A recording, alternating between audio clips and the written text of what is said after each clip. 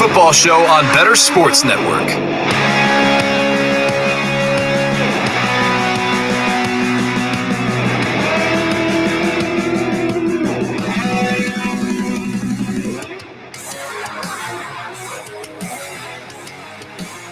7 o'clock Eastern Time in the PM means it is time for Fantasy Football Night in America here on the Bettor Sports Network. I am Eric Balkman from the FFPC, the High Stakes Fantasy Football Hour, and of course, the RotoViz High Stakes Lowdown. Follow me on Twitter at Eric Balkman. As a reminder from the FFPC, remember you can win a pair of $1 million grand prizes this year. $1 million grand prize in our mid-stakes contest, the Fantasy Pros Championship, and then $1 million in our flagship contest, the FFPC main event. You can enter in both of those. We got multiple drafts filling every single day. You will not be waiting around long if you want to join those. And don't forget, if you want to play Dynasty Fantasy Football, we have been doing Dynasty for well over a decade, well over 1,400 teams. Nary a single league has folded. That is at myffpc.com. Shout out to our producer, Anthony Rivera, tonight. And welcome in my guest co-host, a guy who is no stranger to the Bettor Sports Network. Quite frankly, he's on here more than just about anybody else. It's Andrew Cooper from Fantasy Alarm at Coupe Fiasco on Twitter. Coop, welcome in. Thanks so much for hanging out with me tonight. Yeah, dude, Bettor Sports, man, that's where I live. But the thing is, you and I, we really only had a chance to chat during the draft. So when you said I could come on the FFPC, talk some high stakes ball, yeah, it's going to be fun. Had to jump in. I'm so glad you didn't turn it down because I know the FFPC viewers, the FFPC players love hearing from you. Can you tell us right at the top of the show? Because even I don't know all the times that you are on Bettor Sports Network. So on a daily basis, I mean, the shows that I'm on are the Bettor Morning Show, that's 9 to 3. I have Coop's Fantasy Football Fiasco, that's 1 to 2 on Mondays and Fridays. I'm on the Lightning Round with Britt Flynn and Kevin Tompkins. We do the Quick Out Fantasy Football Podcast, which John and Penman and I have been doing for a long time, and that was only audio. And Matt Deutsch, being who he is, was like, hey, let's make this video. So now we got graphics, we got all this stuff, and it's the same show everyone's known and love. And then we were like, you know what? All those shows are basically from 1 to 2 or 2 to 3. We just said, you know what? We're taking over the whole 2 hours. Football's coming up. So now Howard Bender and I go on, and Britt Flynn, and we do the Alarm Fantasy Football. Mm-hmm. So basically every day from 1 to 3, I'm in there. And of course, anytime good friends like you ask, I'm right here. We're talking ball, especially FFPC, because that's what I use. I'm not sure if you watch the FF Fiasco. I know I've seen you in the chat a couple of times. That's what I use for ADP, because you want the sharpest information. And the way I always look at it is, if you're always looking at the sharpest gamers, which of course, $300 buy-ins, $1 million prizes, or $2,000 buy-ins, even, or honestly, you guys go up to 5,000, right? Yep. Like if you want to go up to 10,000, up to 10 now. Yeah. Okay, so yeah, if you want to take it to the limit, then this is where you play. And if you use those ADPs, then your hometown, it's like swinging with the weighted bat for your hometown leagues. Yeah, right? totally. Yeah, you're not going to get sniped on the sleepers because they're going early enough. Your mind is in the right place. So that's why I always use ADP from FFPC. And every year I try to win, just because, everybody knows that if you have that in your Twitter profile, right? FFPC high stakes champion, it means a little something. Nobody's out there saying, oh, Yahoo home league champion or sleeper champion or whatever. Not to name drop other platforms, but there's something special about FFPC high stakes, man. That's like, that's gold-plated stuff, right? It is gold-plated stuff. And thank you so much for the kind words. The other thing I want to add, as long as we're talking about FFPC draft, so number one, congratulations on the new addition to your family. I know that you're very excited about that. It came at a weird time of the year for you, I'm sure, but congratulations on that, my friend. I appreciate that. Yeah. I mean, I was able to, the baby came early. I was able to sneak out to the expo, shake some hands, say what's up. But now I'm back to being a dad. And honestly, the schedule for me, the baby's been, knock on wood, been great, because I just wrap her up. She snoozes right here, and I sit here and I type about Darren Waller. And, here's the even crazier part is that apparently they say you're supposed to listen to classical music with your baby when they're young. I don't know whether that works or not, but I always listen to music that has no words to it when I type. If there's words, I get distracted. So I'm already listening. I listen to classical. I listen to like movie soundtracks and stuff. So this baby's going to be a genius, a fantasy football genius, Fantasy just through football osmosis, genius. just hanging out right in this room. So, You so far it's working out really well. What's funny about, you say that about the baby being born early. This goes back to I'm not sure if I told this story on this show or not, if the viewers have seen it, but this goes back to 2013. Yeah, 2013. My first kid was due in October of 2013. I go out to Las Vegas for the FFPC live events every single year. So this is early September, and I got a phone call at like 7 a.m. Las Vegas time from my wife's friend who told me that her water just broke. And I'm out in Vegas, and she's back home in Appleton, Wisconsin, which is basically, just southwest or southeast or southwest of Green Bay. I apologize. And I'm like, now I got to get home. So I actually flew home, and I missed the last flight to Appleton by about 20 minutes. So I had to go from Las Vegas to Atlanta, and then Atlanta to Appleton.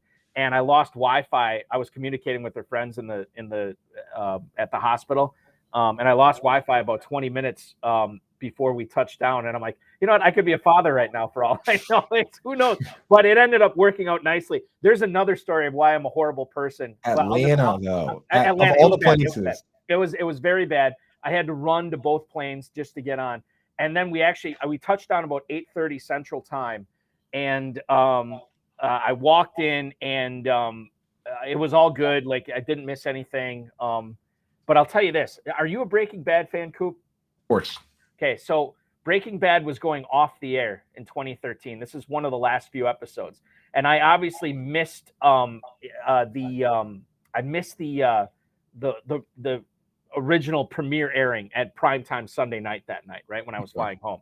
But they replay it on AMC at like 2 a.m. or 3 a.m. So it's like 3-something in the morning, and I'm heavily into this episode, and it was the shootout, right? With Uncle Jack and Hank, Asac Schrader, and Walter White in the desert, one of the last few episodes. And I'm on pins and needles watching this. Nurse comes into the hospital, and she's like, oh, yeah, okay, I think we could start pushing now. And I looked at my wife, and my wife kind of looked at me, and I could sense like she probably could if she wanted to, but I could tell that there was a little bit of like trepidation there. So I turned to the nurse. I'm like, you know what? We're good. Like, let's give it a little bit yet. And so then I finished the end of the episode just so I could see how it was a crazy town banana pants episode, right? So I finished it, and my kid was born 5:30 in the morning, totally healthy and whatnot. And that is the story of how my kid was born early. And that's how your daughter, Hank Schrader, was born. I didn't even think about that. We actually named my kid we named him Lucas because my wife and my sister-in-law loved One Tree Hill. But they love Lucas on that. They love the name Lucas, so we named him Lucas. But yeah, Hank would have been a great name. That's right. Yeah, I should have been thinking about that. Lucas is a good name too. Do you just go by Lucas, or you use Luke at all? I've called him Luke before, and he prefers Lucas. But it varies. Sometimes I call him Luke, and he's cool with that. I think the thing is, he's got a kid in his class named Luke as well. Okay. So he likes Lucas to separate. So now every time I go out to Las Vegas, I've only hit 2 of his birthdays so far. So like on the date, because I'm usually out in Las Vegas. Right. So we have a big soiree every time I get home from Vegas, then we really celebrate. It's funny how names work like that. I was always Andrew because one of my best buddies is Drew, and one of my other best buddies was Mark Cooper. So I couldn't be Cooper at the time. But the thing is, ever since then, I got out. Once I went to college and stuff, it was just Coop all the time. Right. But people didn't even. Thank God for Facebook. Otherwise, people wouldn't even know I had a first name. So that's how it goes when you're Coop. But for a while there, I wasn't just Coop because there was it was a very condensed area for names apparently. Oh, I can imagine. Yeah. How that goes. All right, listen, I promise you we have a jam-packed fantasy football. Yeah, we talking football, I think. Yeah, eventually we'll get there. Coop and I had to just share our life stories there. Okay, so kicking things off tonight, we're going to get into some training camp news, everything that's going on around the NFL and preseason. We'll also do our running back report. This was just going to be a one-off like a couple of months ago, and it's kind of been a staple on this show. And I think it's important because there's a lot of things to unlock in order to win your high-stakes leagues and your FFPC leagues this year by getting the running backs right. So we're going to get into that. I'll say this about the running back report, man. I love tuning into it because, I mean, if you think about it, just about every year, there's that one guy that right at the end of, right at this time of year, the steam hits and it sticks. Sometimes it doesn't stick, but like James Robinson, league winner, straight up. And if you were there for the smoke, you caught the fire. And if you weren't, you didn't. So that's why it really is important. I love that you do that. Yeah, and I think it's I mean, we'll get into some of the higher end running backs. We'll get into some of the mid range too. They're all equally important as we get into it. That's in hour one. Hour two coming up at 8 o'clock tonight. We're going to put Coop on the stand. We're going to find out where he stands on certain players, including Joe Mixon, John Mechie, Jackson Smith-Njigba. Not limited to those guys. We'll go all over the place a little bit here. And then the tight end whisperer, obviously, is Coop. So we can't let him get away without whispering about some tight ends. We know who the elite guys are. We might touch on a couple of the originals here, but we will get into the Luke Musgraves, the Juwan Johnsons, the Isaiah Likeleys of the world as well on the show tonight. All right, let's kick things off without further ado. The Athletic has a reporter named Zach Jackson who covers the Cleveland Browns for that publication, and he says the passing game has been completely unimpressive thus far in training camp. And I feel bad about this for a couple of reasons. Number one, I'm invested, not heavily, but significantly into some pieces of this Browns passing game, like Njoku, Cooper, and Deshaun Watson. And number two, I've been telling people, I really thought that we're going to get a regression in the mean this year, Coop, with how bad the Browns offense was when Watson came back last year. I didn't think there was going to be any way that he'd be that bad again. But now the reports, and again, it's just training camp, it's just preseason, but I think we need to be seriously looking at this at this point. I was betting on a Browns bounce back, man. Now I'm not so sure. Yeah, it looked pretty ugly last year, and it just, also throwing smoke here is the DTR coming out and having a good game the other night too, looking pretty fun. So, but I think the reality is that Deshaun Watson, he's a professional. He is a top 5 quarterback when everything goes the right way. And the reason I believe that he's going to come around and do that is that we've actually seen him in a number of different elements with good teams, bad teams, situations where it's a complete mess, and he's still good in those situations. It's not a situation where you can turn and say, okay, maybe this, like with Russell Wilson, you can say, oh, well, maybe it really was Pete Carroll. In this case, there's no one to even point at. Like, you're not going to point at like Bill O'Brien, right? Or offensive coordinators that were in and out over there with the Texans. Like, this guy showed what he can do, and I think that he's going to brush that off. But yeah, you really would like to hear more positive things coming out of there. But at this stage, it's still a little bit open tryouts. You're trying different things. You're trying to see if it's DPJ or Elijah Moore or Anthony Schwartz or David Bell. Honestly, you're figuring out if guys are going to make the team or not, right? And there was an interesting tweet from J.J. Watt that I saw where he was like, don't take any one rep as anything other than a guy, watch the whole practice and make your judgments, but don't take any one rep and make your judgment on that, because you never know when somebody's trying something new and they get burned and they say, hey, you know what? I tried that, but it doesn't work.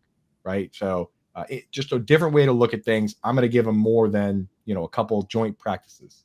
Okay. So knowing that, and knowing that I look at the ADP for our mid-stakes championship right now, where you can win $1 million in the FFPC, Deshaun Watson, quarterback 9 at the 804. It sounds like you'd be willing to take the risk at that point with Watson, right? Yeah, I still do. Honestly. The guy I'm taking the most of, I find, is Justin Herbert. But the problem now is that basically my the secret move for me was wait for Joe Burrow to go and then take Justin Herbert, right? Because Justin Fields would go before or after. He's all over the place. But I like Justin Herbert to potentially lead the league in passing yards this year.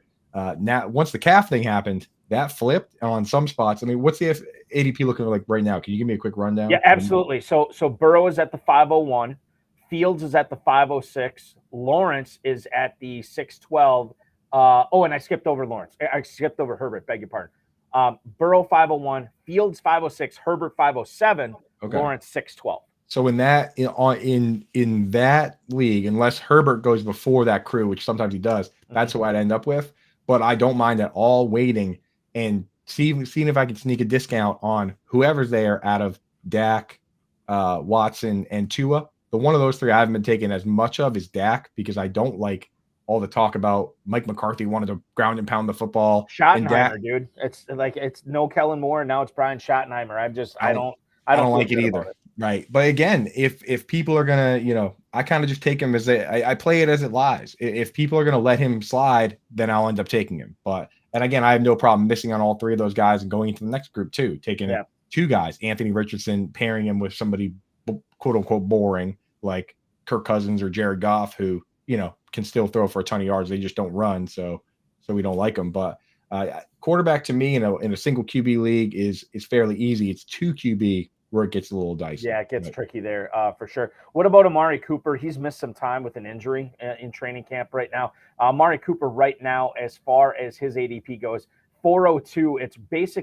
It's about a half round after the Ridley, Metcalf, Keenan Allen territory, but it's the same. He's going basically at the same spot as Deebo Samuel, Jerry Jeudy, and DJ Moore. Does that seem accurate for you that you'd be willing to take Cooper as an early 4th round pick? Because I think based on what we've seen, not only with the injury and the passing game has been lacking in Cleveland, I think you could pivot there and go somewhere else. I'm still in, man. I'm still in. I like Amari. I mean, last year with Jacoby Brissett, who is a replacement level QB. He's the definition, I think, in today's NFL of a replacement level QB, where he can go in and be better than some of the worst QBs in the league, but he won't be the best. And Amari Cooper had damn near career numbers in almost every category, right? He was very close. I think he was just off in yards, but he was there in targets, receptions. Amari Cooper with Deshaun Watson, it could be magic. What I do at this time of year, because I'm drafting a lot of leagues, and I wouldn't go all in with a $2,000 or $5,000 league just right now, is I put what I call yellow tape around guys. I had the yellow tape around Ramondre with all the visits going on because I was worried they might sign somebody. Anybody who's currently hurt, I put the yellow tape on. So I'm a guy, I don't like to play Dr. Fortune Teller. I'll draft Michael Thomas all day long, as long as he's healthy right now. I'm not going to predict that healthy guys get hurt, but we have the luxury on August 17th, for the most part, of not drafting guys that are currently hurt. So Rashad Bateman's going to be out with a foot. I'm going to hold off. Amari Cooper's got an issue. Certain guys, Miles Sanders has a groin right now. For this week, I'll hold off. But when it comes crunch time in, early September, very late August, when I'm doing all my most important drafts, when I try to do them, that's when I look and say, okay, are they healthy? Are they not? And if Amari Cooper's healthy at that stage, I'm drafting him. Definitely over a guy like DJ Moore. I don't know if you've seen any of the Vegas lines for Justin Fields, but they are pouring some cold water on a bit of the hype regarding the passing. I mean, I've been looking at. I saw one today. I don't want to name drop any sites or anything. I don't know. I don't know what your sponsors are or anything like that. So, but I will say that one site had a guy like, for instance, Josh Allen had him set at like 600 rushing yards, 7 rushing touchdowns, and 4,300 passing yards, and like 32 passing touchdowns. And they had Fields. The rushing numbers weren't far off. They're very similar. 7 rushing touchdowns. I think it was a little higher rushing yard number, but he was set at 2,980 yards, like 1,400 fewer yards. They said, yeah, I know that's 175 yards a game for those that want the quick math there. And I'll tell you this: if the quarterback's throwing 175 yards a game, I don't want a single wide receiver from the team, and definitely not one going at what'd you say, their 5th, 6th round.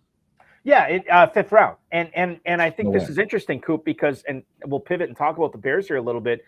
Again, I never like to put words in the mouths of my co-hosts here, but I'm going to ask you point blank here. DJ Moore, Chase Claypool, Cole Kmet, even Mooney, all those guys, are they kind of off your board? And when you see something like that, is it on automatic, like, oh my goodness, I can't believe it's set this low. I'm eliminating these guys. I'm going to let somebody else take them completely. So for me, the top dog is usually almost always off, but the one guy I am taking stabs on very late, last round pick, believe it or not, is Chase Claypool. And everyone hates when I say that. So people, your listeners out there, they can hate when I say it too. But I went back and looked at it. You look at the games that these guys played together. They traded for Claypool, 3 games getting ramped up under 40% of the snaps. The next game where Claypool was finally ramped up and played almost 70%, Fields was out. Then they finally play 1 game together, and Claypool gets 6 targets, catches 5 of them, but hurts his knee in the second half of the game. So still didn't play a full game. Then it's bye week. Claypool doesn't play for a couple weeks. Then Claypool comes back, and what happens? The Bears shuts Fields down for the last week. So they basically played 2/3 of 1 game together, and Claypool got 6 targets. So I look at it and I say, hey, we haven't even seen it yet. And of course, the memes are funny. I enjoy the memes, right? The fact that that turned into a first round pick, that's objectively hilarious, right? Mm-hmm. But I think the memes and the narratives may have driven that way too far, way too far. And we've seen the same thing happen before, where DJ Moore was going wide receiver 9 in 2020, and Robbie Anderson and Curtis Samuel were going wide receiver 64 and 65, and it turns out the targets were spread a lot more thin, and those guys were values and he wasn't. I mean, so Moondog, he's coming off a big injury. Claypool's the one that I'll take a stab on. But again, this is a last round pick and the first guy I drop if he doesn't do anything week 1. Yeah, that makes sense. And I think it's a good case for a 20th round pick, right? Right. Because he's basically free, and you pointed out all the reasons that there could be bigger time upside this year, for sure. So that is interesting about the Bears and the numbers for Fields, though, for sure. It's brutal, man. Treylon Burks was in the news, Coop, and not for a good reason. He had an MRI done. He sprained his LCL, and he's going to miss the next few weeks. Now, I know a lot of people early in drafting season love getting Burks. Then the Titans got Hopkins. Then Burks got hurt, right? So, like, now you look at him, and over the last couple of days in our mid-stakes championship right now, you're looking at Treylon Burks falling to an ADP of the 904. Yesterday, he went as late as the end of the 10th round. On average, he's going off the board at wide receiver 47. Does this represent a buying opportunity for you for Burks? I know it's a weird situation because it's a low volume passing offense. He's obviously at best the number 2 target on this team now, but is now the time to grab Burks? How are you reviewing this situation? Could this injury actually be a good thing for his fantasy football value? So personally, I'm not doing it in FFPC where the roster spots are too valuable and the gamers are too sharp.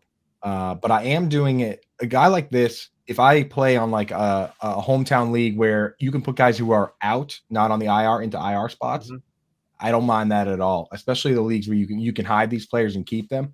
And it also now creates one of my favorite situations for another player on the team, which is Chigakonkwo. I always preach this for my last bench spots. Claypool, a perfect example. We'll see if he does anything at all. Too many people will fill their benches, especially with their last couple picks, with handcuffs and guys you need to wait too long on. Like if you're using, and I know Burks is too high of a value player, but like maybe even a Jameson Williams, if you're in a shallow league and use your last bench spot on Jameson Williams or a handcuff RB, and then you need to drop somebody, you might drop that player before anything even happens, before you even see what you're going to get. With a guy like Chig now, with Burks missing a couple games, now you can use a last pick on him and see what you get, see what it looks like with no Burks. And if he's popping, if he's flashing, if he looks great, you keep him. If he's doing nothing without Burks there, now you know who you can drop, and you gave yourself a chance with an explosive player, right? And I'll tell you this, there's another tight end that fits the same criteria that we're going to talk about in segment 4. So how about that for a little teaser? That's a little teaser from somebody who's on Bettor Sports Network like 7 hours a day. That is a professional tease, ladies and gentlemen, from Coupe Fiasco. So obviously I meant to ask you this. This is a Lupe Fiasco like parody, right? Thank you, bro. Okay, I was on with Colton and the Wolfman, and they were like, "What does it mean?" And I was like, "Lupe Fiasco," and they were like, "What does it mean?" And I was like, "He's a rapper," and they were like, "Oh, okay." You know, I love Colt the Wolfman, but that's not their bag. No, so it's not. They were actually a little disappointed. They were like, "I got to know what the fiasco is." They said this during the break on like a series show. They were like, "Tell us about what the fiasco is." And I was like, "It's not in it. There is no fiasco. I guess maybe the fiasco is, when I tweet about Sam Howell and everybody gets really upset. Like that's a fiasco usually." But no, it is Lupe, dude. And the thing is, the serious producers, they do get it. So I'll go on their show, and the intro for me will be like a Lupe song. Right. And Golden Wolfman are just right over the top, dude. That's, it didn't click for me right away, but I was like, this is probably like, I don't know, 6-7 months ago. I was listening to some random Spotify playlist and Lupe Fiasco came up. I'm like, Lupe Fiasco, just like Coupe Fiasco. Wait, did he get that from that? I bet he got it from that. That makes there it sense. is, dude. Well, that's the thing. It's my go-to usernames are Coop There It Is, which was already taken. That's my Reddit name. And then my other one on like Xbox and stuff, I don't mind shouting out. If you play NHL or anything like that, or Call of Duty, hit me up, is Sauce McFloss. That's what I always use on there. But both those were taken in 2000. Twitter was brand new and people were already on those usernames. So had to pivot, had to make the pivot. You made the pivot. It was a good pivot for sure. Looks like we got a question in the chat. Should you hit questions? questions? We're going to do that right now. Okay, so cool. I'm assuming Come On Fam, who's watching us on Twitch, it looks like. Come On Fam has a keeper question. He wants to know, should he keep Ramondre Stevenson at the 801 or Josh Allen at the 512? He got Josh Allen at the 503 last year. Quarterbacks usually go late in his league. So unless I'm reading this wrong, to me, I would suggest that it's Ramondre Stevenson is who you keep, right? Because then you keep that 5th round pick. You can use it on whatever. I know Josh Allen is elite, but Ramondre Stevenson, even with the addition of Ezekiel Elliott, I still like him this year quite a bit. And I know there's people that are actually happy about Elliott going there because this cements Stevenson as still having a high volume workload, maybe not as many goal line carries as he'd like.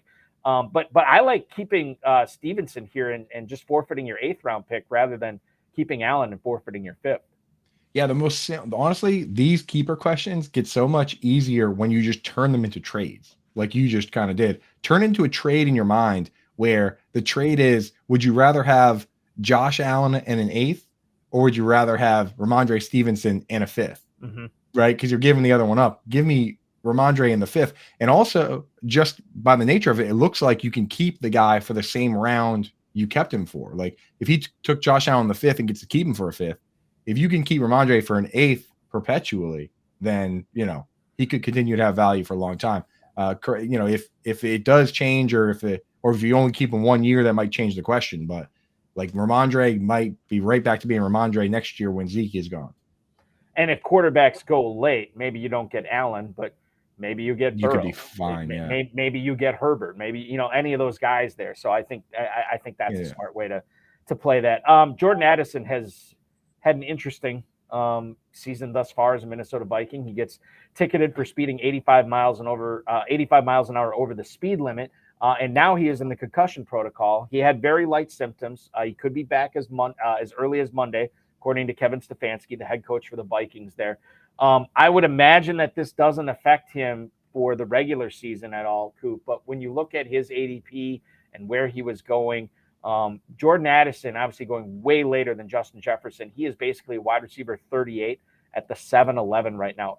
End of the 7th round. Does that strike you as too early for a rookie receiver like Addison? How do you view the Vikings offense sort of in general and how it relates to Addison? Yeah, I mean, I think it's going to be highly consolidated once again. The thing with Addison is that there's always that concern in the back of your mind that KJ Osborne somehow miraculously, I don't think he will, but somehow miraculously gets the full-time snap share. Because anytime a team has a fullback lurking around, and two, the contract they gave Josh Oliver, I still doesn't make sense to me, but tells me he's going to play. He's going to play a lot. Like if you give a guy that, they made him like the 2nd highest paid free agent tight end. He almost got the same amount. He got the Dalton Schultz deal with multiple years, right? Like crazy. So that guy, I mean, let's be realistic. You pay a guy $6 million a year. What's a snap share for Josh Oliver looking like? No less than 40%, right? 50%, maybe? Yeah, I would say so, yeah. Well, that vaporizes the wide receiver 3 on that team. It truly does. Or it makes it so that Addison and Osborne have to rotate now, which is kind of gross. So I do have a little bit of concern there. But again, the upside of how excited they were to get this guy, and these are the same people that picked Justin Jefferson, it's still worth a stab at ADP. It's just a matter of there going to be enough targets there between JJ and Hawk and then a third guy. If they're the only team in the league last year to have 3 guys get 100 targets was the Minnesota Vikings. So maybe, but it's, last year Hawk got traded to the team late. So I don't even know if it counts, but if I was going to let me throw a big question back to you real quick.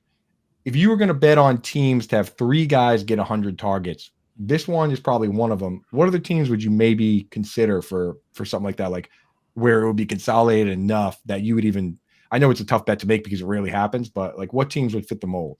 It's a good question. Chargers, I would say. Yeah. Normally I would have said the Cowboys with the addition of Cooks, but because I think that they are going to try to run the ball a lot more. Yeah, the new narrative. I'm probably taking away the Cowboys. Seahawks are interesting. The Seahawks, I could see that. What about when you just talk about just pass catchers in general? I mean, wouldn't the Falcons fit that mold with Pitts and London and now Robinson this year too?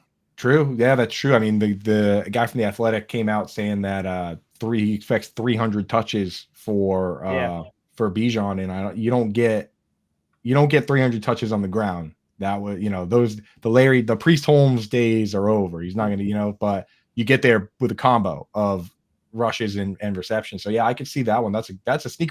And you know what's really interesting about that is I've actually done a study on this because a big tight end guy, I'm trying to figure out, like, is it possible? Is it possible to rank the guy third and have him still have high end upside? Spoiler alert, not really. But the vast majority of the team, a ton of the teams that do it, it's only like 1 or 2 teams a year, but it often is a team with a running back. It's been McCaffrey, Curtis Samuel, and DJ Moore. It's been Odell Beckham, Sterling Shepard, and Saquon Barkley one year, right? So the RB mixing in is actually one of the oddly easier paths to do it. So that is an interesting one. That's a sneaky one right there for sure. Russell Gage is out for the 2023 season. Coop, does this affect I don't want to really talk about the guys behind him because I don't think they're fantasy worthy, but how does this affect guys like Godwin and Evans? Do you see some of the targets that were going to be dedicated to Gage going to those two guys, given that the wide receivers behind Gage are not nearly as talented or as experienced as Godwin and Evans? Well, here's where I think with this, and you know me, so I'm obviously thinking, how is this affect the tight end? But I look at Dallas Goedert as a handcuff plus, where you start him, he has standalone value, but his value goes nuclear if either wide receiver gets hurt. So he's kind of a double handcuff plus. Well, I look at Cade Otton now, who earned that job outright as a rookie, very rare feat, and Cameron Brate, we expected him to be the pass catcher and Otton to be the blocker. Otton was just kind of the guy. So if either Mike Evans or Chris Godwin get hurt or traded midseason, which we're seeing more trades now than ever, now Cade Otton comes on the radar as a guy no one's even thinking about. That what happens if he ends up being the second target on the team and it's him and Mike Evans? Mm-hmm. Like now they got nobody else over the middle with no Russell Gage or Chris Godwin. So certainly interesting name to think about. He's more of if Goddard's the handcuff plus, he's just the handcuff. He needs the injury. You're not just going to start that guy, maybe in like a DFS, but like something to think about now. Another thing to think about now is Jameson Williams, where he was already going to be suspended for the first 6 games of the season. We knew that. He hurts his hamstring in practice yesterday, and Dan Campbell said earlier this morning that he's probably not going to play for the entire rest of the preseason. Now, this means that he's not going to be on the field at all, not getting valuable reps. He played 50-plus snaps in their first preseason game. He's not going to be available to do that. In fact, we will not see him now until week 7 of the NFL season, and he's already going to be behind the 8 ball, not only catching up from an injury, but catching up from a suspension and coming into a situation where everybody else will be in midseason form. Going to be very difficult for Williams to do so. Coop, normally at the end of the 10th round, that's where he is plummeted to, Jameson Williams. I saw him go last night in a draft with the FFPC high stakes draft. He went at the end of the 12th round. And quite frankly, I think there's a pretty strong argument to letting somebody else take him this year. Is that the way you see it? And if so, who is the beneficiary in Detroit for those targets? Yeah, this stinks because I really liked Jameson Williams coming out of college. Like I had him as my top wide receiver. He was the best wide receiver before the draft and everything. Like, he was the best wide receiver. Well, not before the draft, before he hurt his knee. He was the best, and they still traded up and took him. But there's all that, and also very sneaky quote from like February that broke my heart as a Jameson Williams fan is at the end of the season, Ben Johnson, somebody asked him about Jameson Williams, and he said, I just wish that he was a little farther ahead. And he's like, I just wish it clicked a little faster. And I'm thinking to myself, what do you mean? What hasn't clicked? It's February. You know what I mean? He's been there for 9 months. Like what hasn't clicked? So now you worry about that. The gambling thing is actually probably the least of the worries, right? Because it's like, betting on baseball in a hotel room, whatever. That's whatever to me. He didn't know the rules. If he doesn't know the playbook, that matters a little more to me personally. So to me, the only place where I would consider him honestly is his job right now, at least, is to get back healthy and stretch the field. Right? Jared Goff is very good at dinking and dunking, and they got him a million places to do that now with Gibbs and and ARSB and Sam Laporta, so his job is to stretch the field. Maybe in best ball, that's a spot where last year, he had 2 plays that were both 40 yards, maybe there. But I don't know. Are you willing to go in on a Marvin Jones or a Khalif Raymond?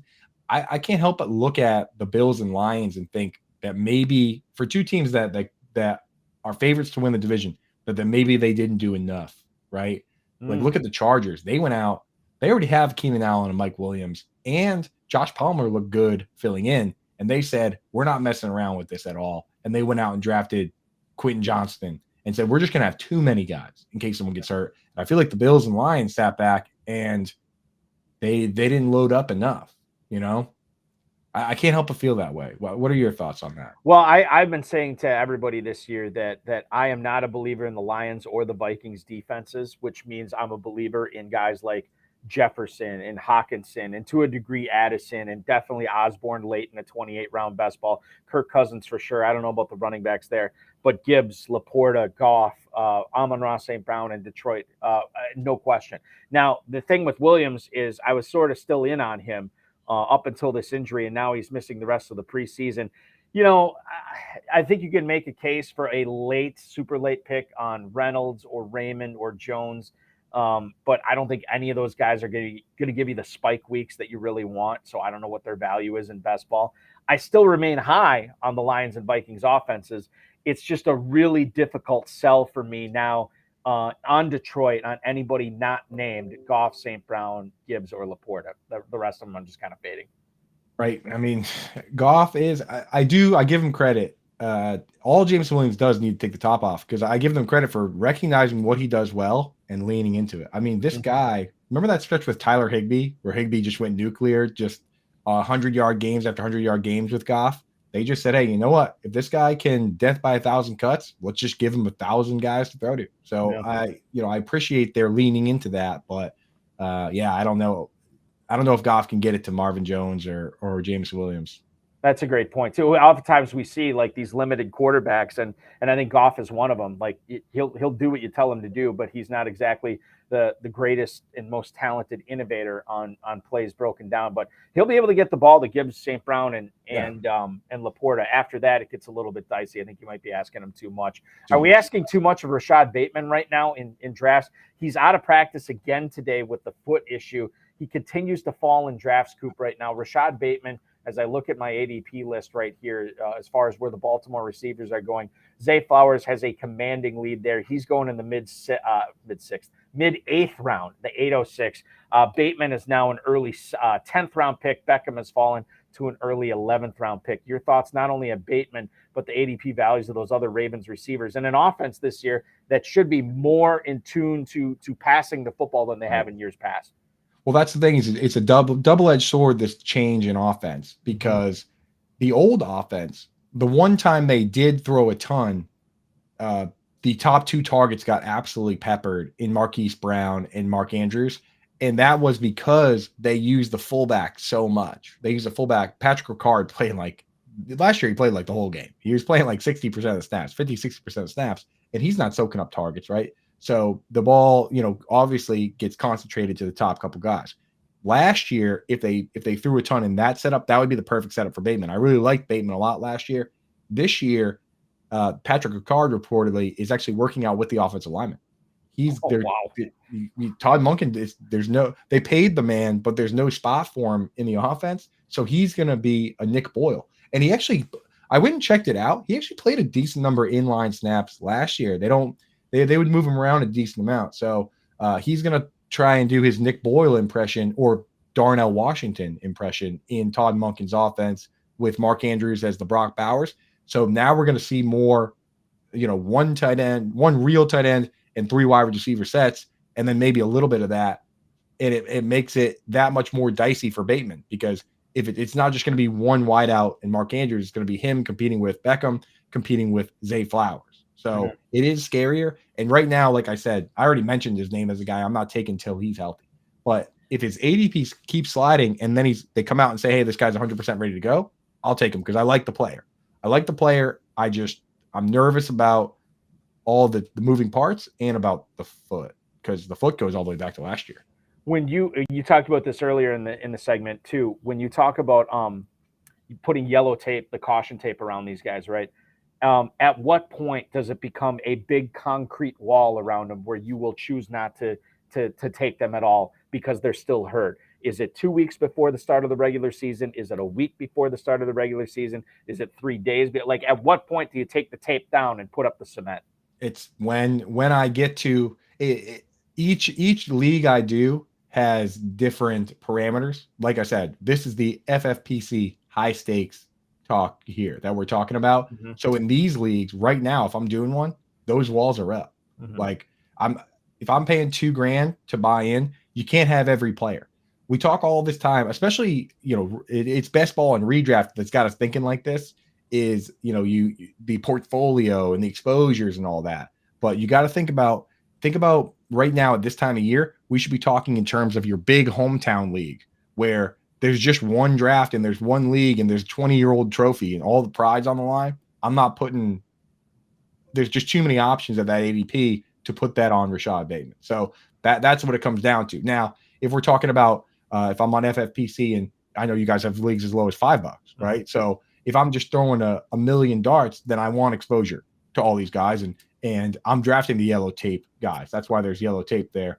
Some guys are just completely forget about them from the start for me. So Bateman's one of those guys right now where if it's a very important league, I can't risk it. But if we're just doing best balls or throwing darts or in a dynasty league, I'll go and grab him at a discount if I can right now.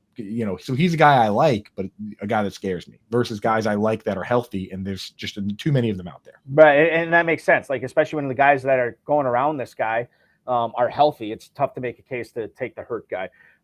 We're going to wrap up this segment right now, but before we do, we're talking about the Ravens receivers. Jack Senzon in the YouTube chat wants to know our thoughts on Zay Flowers in Dynasty. I did grab him in a few rookie leagues, and I was pretty happy about. He is basically going about a round and a half to 2 rounds earlier in Dynasty startups with the FFPC than he is in redraft right now. I mean, I like him. I think there's a lot to like. I don't think Odell Beckham is long for Baltimore. It certainly doesn't seem like Rashad Bateman's long for Baltimore. It could be Flowers and Andrews and Jackson there for the next 3-4 years. And I think that's interesting there. Zay Flowers, wide receiver 32 in FFPC Dynasty startup drafts. Yeah, I'm in at that point.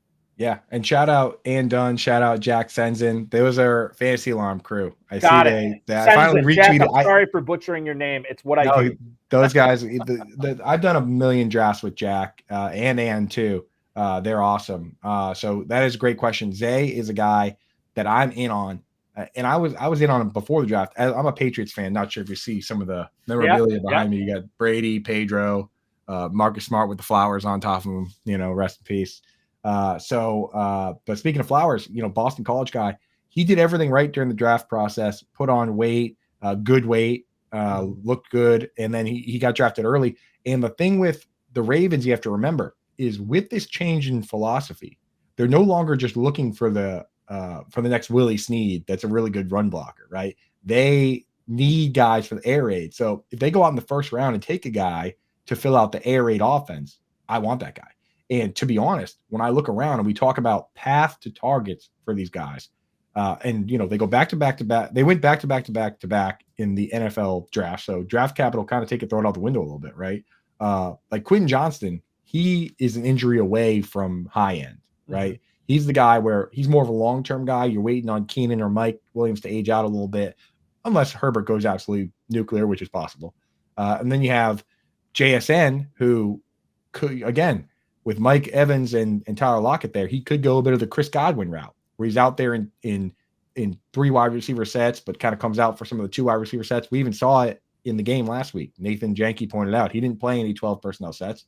And then, of course, you have Addison, who we talked about earlier. But Zay Flowers, I mean, what's stopping him from potentially leading that team in targets right away or being the top wide receiver with Mark Andrews being Mark Andrews?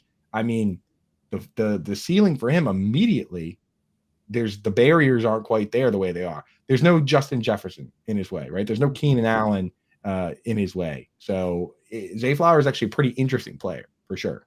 He's very interesting, and he gets more interesting for the FFPC drafters. I think, Coop, it wasn't 3-4 weeks ago, maybe more than 3 weeks ago, maybe 4 or 5 weeks ago, the Ravens receivers are basically all in the 10th round between Flowers, Right. Beckham, and Bateman. It was kind of just like personal preference. Now we have seen a distinct separation with Flowers moving up there for sure. Hey, the Fantasy Alarm All-Pro subscription plus the Fantasy Football Draft Guide and Cheat Sheet is available right now. In fact, when you start a free 7-day trial of Fantasy Alarm's All-Pro subscription, and getting a lot of great stuff from Andrew Cooper to boot, you can get the Fantasy Football Draft Guide and Cheat Sheet for free. Go to fantasyalarm.com/draft, fantasyalarm.com/draft. We're going to step out just for a little bit. When we come back, I promise you a lot of running backs to talk about. Jonathan Taylor no longer with Indianapolis, at least in a physical sense. From a contractual sense, he still is with the team. We're going to talk about Breece Hall and Dalvin Cook. Ezekiel Elliott, Ramondre Stevenson, we'll get into that, as well as the Ravens running back situation,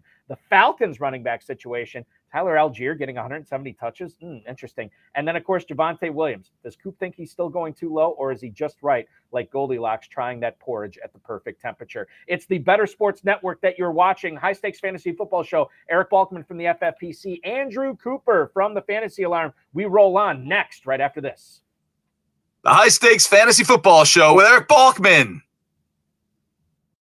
I say this real quick on Davante Adams is that if you go over to the FFPC, that's what we've been talking about. They're good friends of ours, and they have expert drafts where like that's where the big dogs be, right, Joey? Like that's where if you want to do like a $300, $500, $2,000 league with not that many people in it, where the winner gets $1 million, like where you're, I mean. If you lose, you lose $2,000 though. But I mean, that's where if you want to play high stakes, that's where you should go. And when I look at the ADP over there compared to other places, Davante Adams is going farther down than you would expect. So when some of these other sports books have him at 1,300 yards, which is right where they have Justin Jefferson, right where they have Jamar Chase, for him to be going where he's going, I mean, Jefferson goes 1, Chase goes 2, Tyreek Hill's also at 1,300 yards. He goes 4 over there. He's going 1, 2, 3, 4, 5, 6, 7, 8, 9, 10. Wide receiver 10 after Amon-Ra St. Brown, after Garrett Wilson. Those guys are some of the sharpest of the sharp. I know the ADPs are very close between him and Garrett Wilson, but you got to take that into effect. And if you like Davante Adams like I do, what you should do, go over to FFPC, myffpc.com, sign up, use promo code ALARM. They'll match an instant $25 when you deposit $35 or more. And take advantage of that, right? Like now that I've seen his ADP, I like him. I'm going to go over there and take him over there. Joey, you don't, so maybe you don't. But I mean, wide receiver. I'll join the league with you though. Let's do it. Yeah, let's split. Yeah. Well, maybe not $1,000. $1,000 each. You want to go? Maybe we'll do. I might get in a little trouble for that. Yeah, well, dude, the thing is, they have leagues as cheap as $5. They have best. Okay, I can do that. Yeah, maybe we'll do like a $50 one, $25. Okay, I'll split a $50 team with you. Okay, yeah, let's do that. Let's lock that in over at FFPC. Yeah. But yeah. Okay, you get Davante Adams and I get Samaje P. Ryan, and then we'll just be fine. We both get a guy, and then we'll draft. I think that's fair. An equal amount of draft capital used on both, right? So absolutely. Yeah, check that out. I noticed that one, that FFPC, and that actually goes to the two you guys' point. Like the high stakes guys don't like. So that's a little scary too. Mm-hmm. But I think the high stakes guys are really sharp. Yeah, where you were saying he was going as a wide receiver 10, like while I'm passing on him, I think that's fair. It's people taking him as like the 4th and 5th. Like I'm out on that. Yeah, which I've seen. You can't do. I've seen it too, and I sometimes with guys like that, I like that when that happens, where I just like, oh, nice, somebody reached for that guy, and now I don't have to think about it because he is a little scary, right? It's like. So I actually sometimes like when guys get reached on, and I'm just like, okay, I'm good. Thank you for saving me from myself. Yeah, it's like a life raft that you never asked for.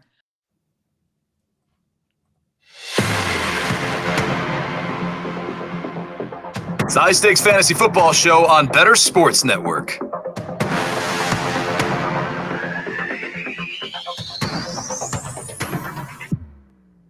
Welcome back to the High Stakes Fantasy Football Show here on BSN. Eric Balkman from the FFPC, HSFF Hour, RotoViz High Stakes Lowdown, along with Andrew Cooper at Coop A Fiasco on X, as it were. Cooper hanging out with us tonight. Coop, I meant to ask you this at the top of the show. So you and Britt and Kevin drafted a FFPC Pros versus Joe's draft. I think it was probably about 2.5 weeks ago now. But this was like right when you were becoming a dad. Did you have any kind of input on that at all? I missed that one. I actually haven't even seen that. I gotta check out what that team looks like because I was supposed to be part of that one. Yeah. So I was in the hospital for that. I did call in one time from the hospital. They were talking to Pat Fitzmaurice about tight ends, and I was like, no way I missed this whole show. So I did call in for about 5 minutes on that one, but no, I missed that one. So hopefully they told me that if they win the big bucks, they'll there you go. They'll sneak me something. Well, here's the great thing about that is if you guys end up winning your league, 12-team league, I mean the overall champ title is cool, but you don't really get anything for it. The big thing is winning your league, and if you win your league, boom, free entry into the FFPC main event next year, and then you can draft that team with them, and then if you guys win that league, you're $1 million. Yeah, right. I need to make I'll sure let you guys split up the cash however you want to. That's the one I got to be in. That's the one with the big bucks on it. That's right. Yeah. Well, you know how to punch your ticket for sure. And if I remember correctly, because we covered those live and we've been re-airing them here on the Bettor Sports Network too. If I remember correctly, we had a lot of good things to say about that team too. Actually, Kevin was a guest on the show and we talked with him about it. And he sold us on the team. So for sure, yeah. I think it's a good one. Kevin Britt are incredibly sharp. I mean, Britt, I was at the Fantasy Football Expo and I covered the Queen's Classic, taking videos and stuff for that. And I was just so impressed across the board. Not only impressed, but I was a little scared.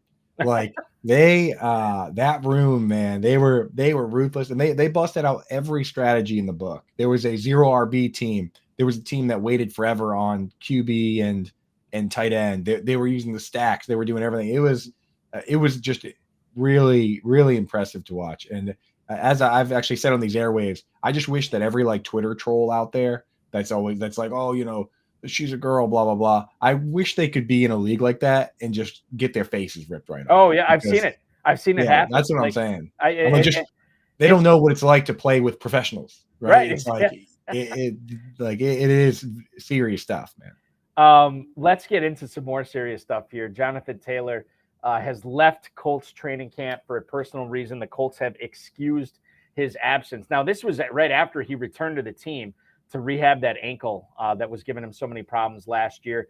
If we kind of read between the lines here, I don't think there's anything good with this Jonathan Taylor situation in Indianapolis. Now, Coop, he has fallen in drafts, which is good if you want to be a buyer on Jonathan Taylor.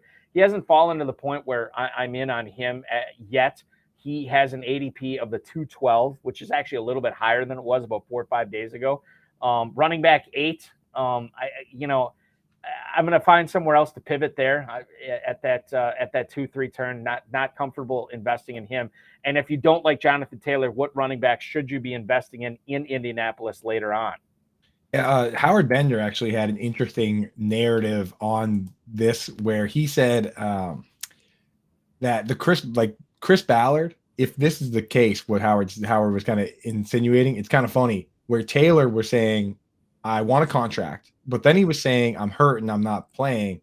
And then this news from Chris Ballard, he turns around and says, oh, well, we'd love to pay you, but you're not healthy. We got to get you healthy before we pay you. And then it's back in Taylor. So Taylor's not going to turn around and say, oh, well, I'm healthy. I just don't want to be there.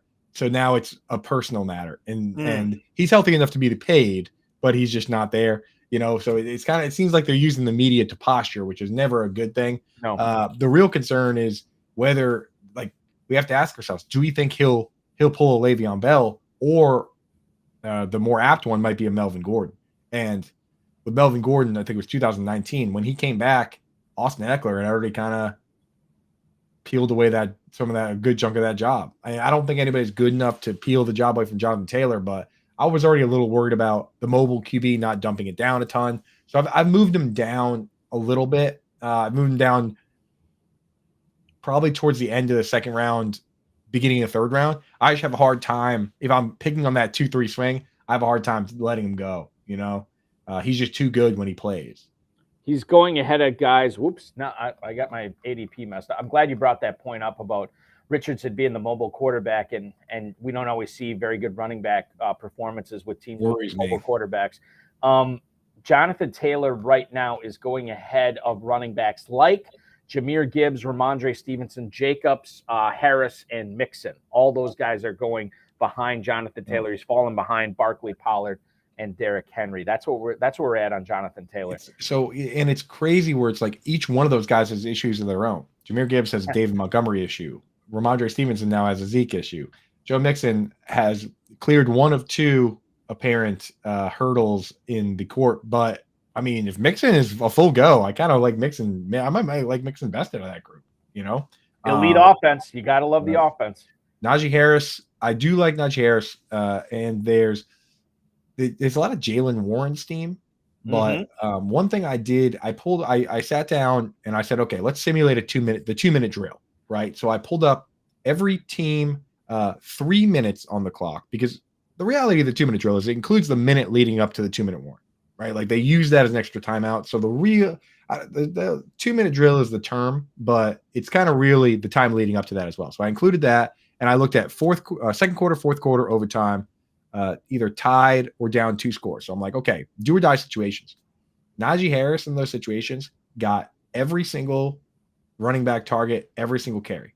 So, and that's how it works with the 2-minute drill. You can't substitute guys in and out. You have to know the whole playbook. You have to know all the audibles. You have to know the blocking schemes. So even though Warren will mix in, I'm still confident that Najee Harris plays the quote unquote high leverage plays, goal line and 2-minute drill. So honestly, I'm still in on Najee that group too. But yeah, Taylor, you have to get into that realm of where everybody has warts, and then you just say, well, you know what? Do I want to bet on David Montgomery getting hurt, or do I want to bet on Jonathan Taylor just playing? Right. And at that point too, you weigh upside a lot more when it comes to the running backs with warts, as you pointed out. Right. And the upside clearly would dictate, like, oh, Jonathan Taylor led the league in rushing a couple of years ago. Still got a pretty good offensive line there, so there is something to be said. The other situation is if I draft, and I've come because you and me, we're drafting all the time. The teams where I have Christian McCaffrey, I can't help but also take Jonathan Taylor and just sit back and say to myself, I just got the number 1 and number 2 pick from last year. So sometimes when I'm sitting there, I'm like, I can't pass up on this narrative that maybe I just rug pulled everybody, Running back report continues here on the HSFF show. Rich Simony from ESPN says that Breece Hall is still dealing with occasional knee soreness. Coop, is this a red flag for you with Breece Hall? Because he's in a bit of a free fall as well. Since the Dalvin Cook signing, Breece Hall slipped to the 4.11, running back 16 right now. He might not make it through the weekend in the 4th round. He might slip to being a 5th round pick. And you say, okay, well, this is a guy that if he wouldn't have torn up his knee, he'd be the 101 this year. Well, a lot of stuff has changed since then. He did tear up his knee. They do have Dalvin Cook, and now you're looking at Breece Hall in the 5th round. Yeah, I'll tell you what, that I'm on these networks talking football every day, thinking about football. It's my favorite thing to do. So it's rare that there's a situation where I just say, I don't even want to think about it. I don't want to talk. Like, this whole thing is such a mess now with Dalvin there. And especially it's going to be even worse mess as these ADPs smooth out. And Dalvin's going to be right next to Breece. They're going to be going right next to each other, I believe, when all is said and done. And you're going to have to decide. And I don't even want to make that decision. Yeah. I really don't. So I think what I'm going to end up doing is if and when that does happen, I'll wait and maybe take the one who slides, but I don't want to be the one to take one when they're both on the board. Now, here's what I'm going to do, Eric, is I'm going to come on your show and I'm going to pass that question back to you right now. So let's say everyone in your league is thinking the same way. Right. Everyone's thinking the same way. We play with sharp gamers, and they're all thinking, I'm not taking one until someone takes the other. And you get to the point where you're like, okay, I got to make a call here. Do you like Dalvin or do you like Breece? All right. So number one, I will give you, I promise you, I'm going to give you a real answer here. I was saying you can't throw it back to me. That's also part of the question. I'm going to give you a real answer. No, I'm not going to weasel out. So I've always liked the idea of waiting to draft the second guy, or in some cases the third guy, right? Because sometimes we talk about a 3-headed thing and a 3-headed backfield monster, and then you just take the third guy who sometimes the Eagles, quite frankly, that's what we're seeing right now. Oh, I love that. That is the trick. The ambiguous backfield, take the cheapest option. So that of course. And so when you look at Hall versus Cook right now, I'm always, and maybe this is my dynasty mind poisoning my redraft mind, but I've had a lot of high stakes players tell me, you always want to get the ascending assets. To me, Breece Hall is still an ascending asset, and Dalvin Cook not necessarily an ascending asset. In fact, we've probably seen his best football, regardless of what he does on the Jets this year. So for me, if the cost is roughly the same, even if Hall is a little bit more expensive, I would probably lean towards Hall. I understand that he did tear his ACL last year in the first year coming off the torn ACL. It hasn't exactly been a great modicum of success for a lot of running backs coming off that injury. But for me, I'm going to bet on the talent. I'm going to go with the talent here. And to me, at this point, it's a young man's game is the NFL, especially at the running back position. I would lean towards more shares of Hall than more shares of Cook. Yeah. And especially in these big tournaments where, let's be honest, where you really turn money into big money is down the stretch. Mm-hmm. And that's where Hall is going to be back and he's going to be ready to rock and roll. And I guess the other thing that people aren't talking about enough is that Breece Hall is cleared and he has a knee soreness. Dalvin's not even cleared yet. And he's hurt his shoulder. This guy either missed time or had surgery in the offseason for a shoulder in 2014, 2016, 2019, 2021, and now 2022 again. So this guy with the shoulder, man, feels like a bit of a ticking time bomb. You know, I just not that I want to, I'm obviously a Packers fan, as you can tell by my hat tonight, right. But my thing for Aaron Rodgers in Green Bay versus Aaron Rodgers in New York, this is such an Aaron Rodgers move to sign Cook, because if the Packers had this running back stable of Breece Hall, who quite frankly, they never would have drafted as high as the Jets drafted him. But let's just say the Packers, Brian Gutekunst in the front office for the Packers are running the Jets team. They're going to look at this situation and say, we got Hall. He's coming off this ACL, but we like him. We drafted Michael Carter, or we have Michael Carter already on the team. We drafted Izzy Abanikanda this year. We still have Bam Knight. We're going to be good with those running back positions. We're going to allocate our resources elsewhere. Whereas Aaron Rodgers comes to New York, and I have no doubt, nothing to back this up, mind you, no evidence. I have no doubt that he restructures his deal with prodding Joe Douglas, saying, listen, if I'm going to do this, I want to make sure that we're getting players in here. And this Dalvin Cook signing was as much as an Aaron Rodgers signing than it was a Joe Douglas signing. And now you enter Dalvin Cook into the fray to go along with Carter and Knight and Abanikanda and Hall. Like, to me, it's overkill at the position, but I think this is a move to appease Aaron Rodgers. And for fantasy, I think I'd rather lean towards Hall than the Rodgers guy, which is Dalvin Cook. He's definitely like the angsty teenager who's lashing out the first time they get away from home, because correct me if I'm wrong, your Packers are like the number one homegrown team. Like, you guys rarely ever sign free agents. It's all homegrown. I remember one year I saw something that said like there were two guys that weren't drafted by the team that were starters, and one of them was that fullback that everyone loved to chant his name. I forget it now, but how many years ago was this? This was like maybe 4 or 5 years ago. It was 4 or 5 years ago. I'm trying to think who that was. The fullback it was. Everyone, I just remember the crowd, just like every other fullback, every time they get the ball. Back in the day, John Kuhn was huge. That's it, John Kuhn. Kuhn. Yeah, so it was during that period where I was like, everybody was drafted by the team. And Kuhn actually went to a couple Pro Bowls. In fact, I think he went to another Pro Bowl when the Packers let him loose, or they didn't re-sign him, and he went to the Saints, and he went to a Pro Bowl or he went to a Pro Bowl as a Saint as well. So I think that, I don't know if they're number one, but I know they're right up there. Draft and develop has always been a big part of the philosophy ever since Ron Wolf took over as the GM back in the early 90s. I would be shocked. Ted Thompson really continued that as well. I'd be shocked if they're not number one. I would be shocked if they're not. I mean, and people get frustrated, but like, I don't want to turn this into a sports talk thing, but like, winning the offseason and winning the Super Bowl are two separate things. Right. Packers haven't won either one in quite some time. But like, I understand, like, people say, well, why didn't Green Bay go all in? We got to remember too, they kind of did go all in the last couple of years of Aaron Rodgers, where they were trying to keep him on board, kicking the can down the road on all these contracts, trying to keep guys like Bakhtiari and Jair Alexander and Kenny Clark and all these guys who are right up at the top of their positions payroll, league wide, to try to keep the band together. And then, Rodgers wanted to bring back Mercedes Lewis and Randall Cobb, and it didn't really work out. And such is life. He's on to New York. Green Bay's on to Jordan Love and all the young guys they got there. We are way up against it here. What do I want to do here, Coop? Let's talk about the Falcons real quick.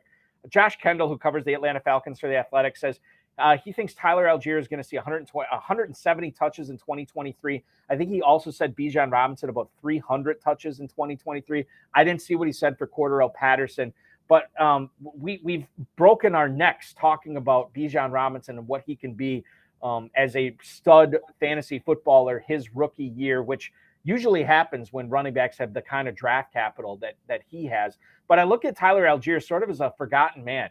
He's going in the 11th round as running back 46. He rushed for 1,000 yards last year. If anything were to happen to Robinson, you got to like what you have in Algier, right? Well, I mean, that changed. Like, so if that report is true, and again, the Athletic, they do a great job. So a lot of times when it comes from a source like that, I don't necessarily take it as fact, but I mean, it's definitely interesting. It changes him from a 170 touches, changes him from a handcuff to a handcuff plus. Mm-hmm. Because you look at a guy like Jerick McKinnon last year, I think he was 70 targets, 70 rushes or so. And I think he only had like 50 something receptions. So that's what 120 touches look like. Now, Algier maybe not going to get a ton of receptions, but you know, we're talking that's 10 touches a game. That's plenty, right? That's plenty to fill into a flex at times, fill into an RB2 spot at times when you need it. And if something happens to the starter, now you have a monster. So definitely makes him a more viable pick. And when you look at that same article, you said Bijan 300 touches. It doesn't mean you don't draft Bijan either. What it means is you definitely don't draft Mac Hollins. Like, you can't touch anybody that's outside. Maybe you don't touch London or Pitts, but I mean, if you're giving those guys, combining those guys for what, like almost 500 touches, he must have Mac Hollins at like 10. Just getting this in right now from let's see who tweeted this out. Chris Emma, who I believe covers the Bears. I can't remember which publication. 670 to score. Said that Matt Eberflus just announced Justin Fields and select starters are not going to be playing this week. Probably want to go off on a high note after what they did this previous week in the preseason. DJ Moore takes his first touch as a Chicago Bear to the house. Justin Fields looked really good in limited action as well. We kind of talked a little bit about the Bears and why you're off them, but it's still exciting to see. The last thing I want to bring up, and probably I'm burying the lead of the running back report here, but Javonte Williams, Coop. I continue to say that this guy is being underdrafted. I'm shocked to see high-stakes drafters who are always looking for every little edge possible, that this guy was like a mid to late 7th-round pick a month or so ago, and then it was announced that he was going to be practicing as normal at the start of training camp, and he was going to be playing in the preseason this year. Sean Payton just says today he's going to get 10 to 12 touches. I think it was 10, or maybe it was 10 to 12 snaps. Could be 10 to 12 snaps, actually, in their preseason game this week. And yet he is barely moved a round and a half. He's basically an early to mid 6th-round pick. Javonte Williams going behind Madison, Kenneth Walker, Hall, Jones, ETN. He is going ahead of guys like Pierce, Cook, Rashad White, Kamara in that area. But I'm still surprised to see him going as an early to mid 6th-round pick. Should he be going higher right now? I'll tell you, this is a guy that had the yellow tape on him, and now it's off. Because earlier this year, and it's crazy how the tables turned, we had all the reason in the world to believe that Breece Hall would be back first and Javonte Williams would come on slower. And Javonte Williams was the risk of them signing somebody, but turns out it went the other way. You know, these knee injuries, we have to remember, we're talking about people here. You can't just go and say LCL plus ACL equals PCL equals, you know what I mean? Like, de facto, this guy will heal slower. People heal at different speeds. I mean, Adrian Peterson's basically Wolverine, right? Like, certain guys come back multiple times. I mean, Thomas Davis, like, you know, he was like, how many times did he tear his Achilles? And he just kept coming back, having 100+ tackles every single year, right? So, like, some guys come back, some guys don't. This week, I'll tell you what, if we go through this week and he looks good, we're in. It's either that Javonte Williams is fully healthy or Sean Payton's an asshole. That's the only, right? Those are the only two possibilities here. And if Javonte Williams is good, then everybody that's been drafting him already at ADP is looking pretty, right? Yeah. It could be a situation where when you look at some of the guys that won the big leagues last year, there were teams, you know, the ones that draft all summer.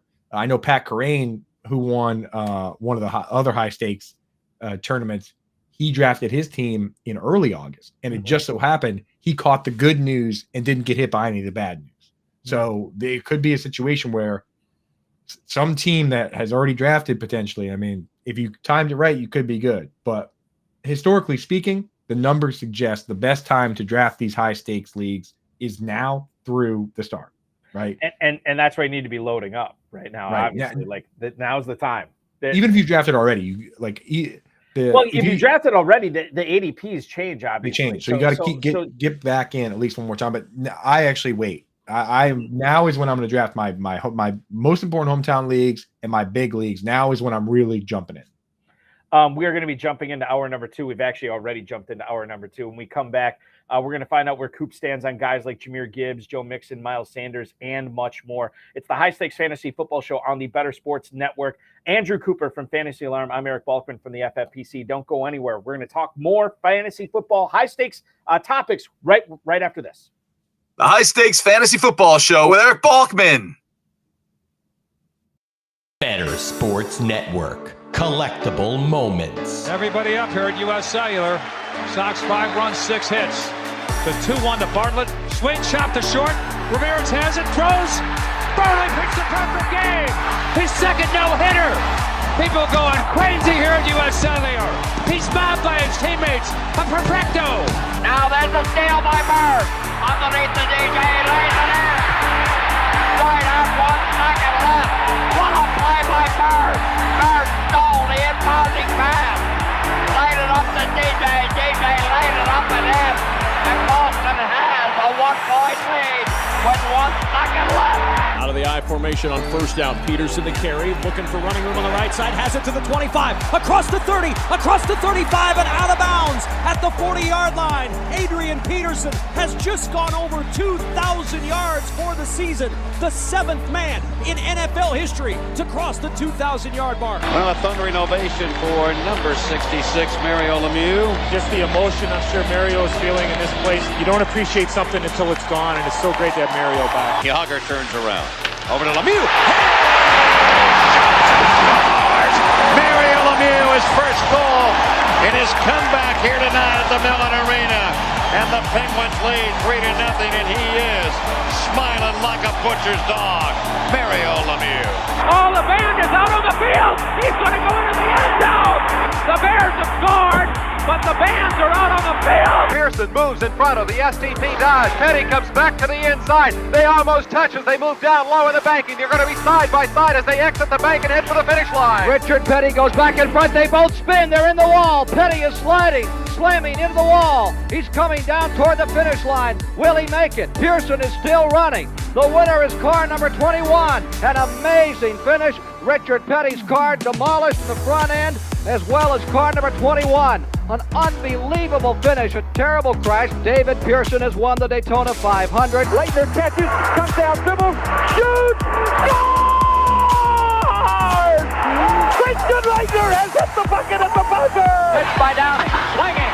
There's a drive into left center field. That ball is going to be out of here. It's gone. It's 7-15. There's a new home run champion of all time, and it's Henry Aaron. The most valuable player is Magic Johnson. 42 points, 15 rebounds, and 7 assists. He starts at center, plays forward and guard, and leads the Los Angeles Lakers to a world championship 123-107 over Philadelphia. Whether you collect sports memorabilia, fantasy championships, or winning bet slips, talk about it on Bettor Sports Network.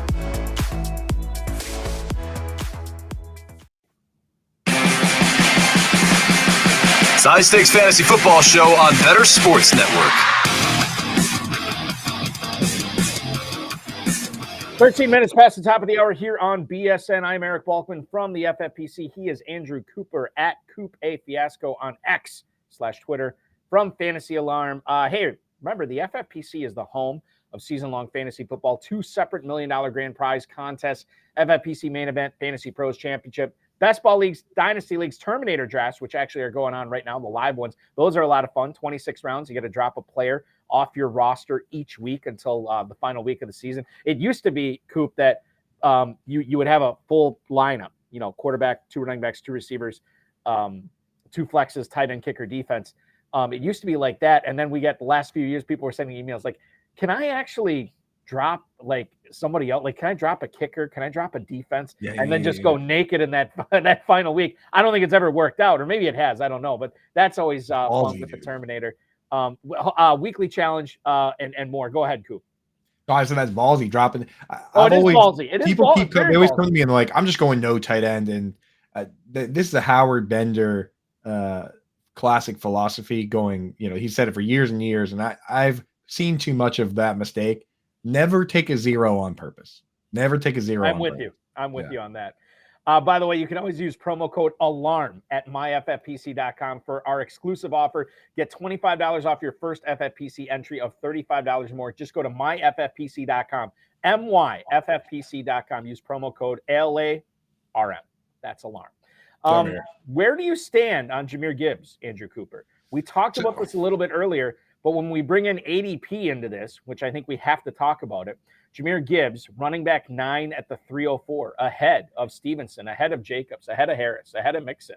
Where do you stand on Jahmyr Gibbs this year, man? And that's the whole thing. You threw the ADP in there because, if we were just picking guys we like and guys we don't like, there'd be 2 gigantic buckets, right? Mm-hmm. But you got to keep, it's like running a race of hurdles, right? The first hurdle is whether we even like them or not. And half the guys just get pancaked on that first hurdle, right? Then you got to get past ADP, right? Like, are they going at a place we like? And then you got to make it through the preseason without getting hurt. And then at the end of that, you have a pool of players that you're willing to pick from, right? So it's not just do we like him, do we not? I like Jahmyr Gibbs, but I don't like when he goes as the RB12 in a lot of these. I mean, where's he going in FFPC? I know you've been looking at it right there. Running back 9 right now is where Gibbs is going. It's very, very high, very high for him. In theory, right? And this is a big reason why I like Dalton Kincaid, and I know you didn't have him on the list later, is that you look at these teams, Bills, Lions, their win now. These players that take in the first round, they're supposed to be impact players right now. We like that for Gibbs. We like the fact that he catches passes.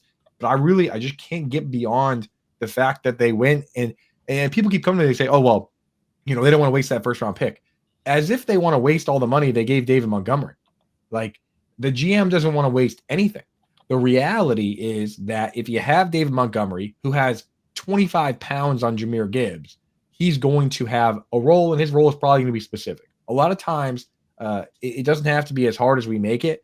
What you're picturing the roles to be is probably what they're going to be. If there's a pass interference in the end zone and they get to send anybody down there to punch it in, and Jared Goff doesn't do that himself, it's going to be David Montgomery. And Jamal Williams did that role for them last year, and they could have had Jamal Williams on a cheap deal to do the same thing. And they said, no, we're going to pay extra for somebody that does the Jamal Williams job better than Jamal Williams, right? And we're going to trade up for somebody that does the DeAndre Swift job better than DeAndre Swift.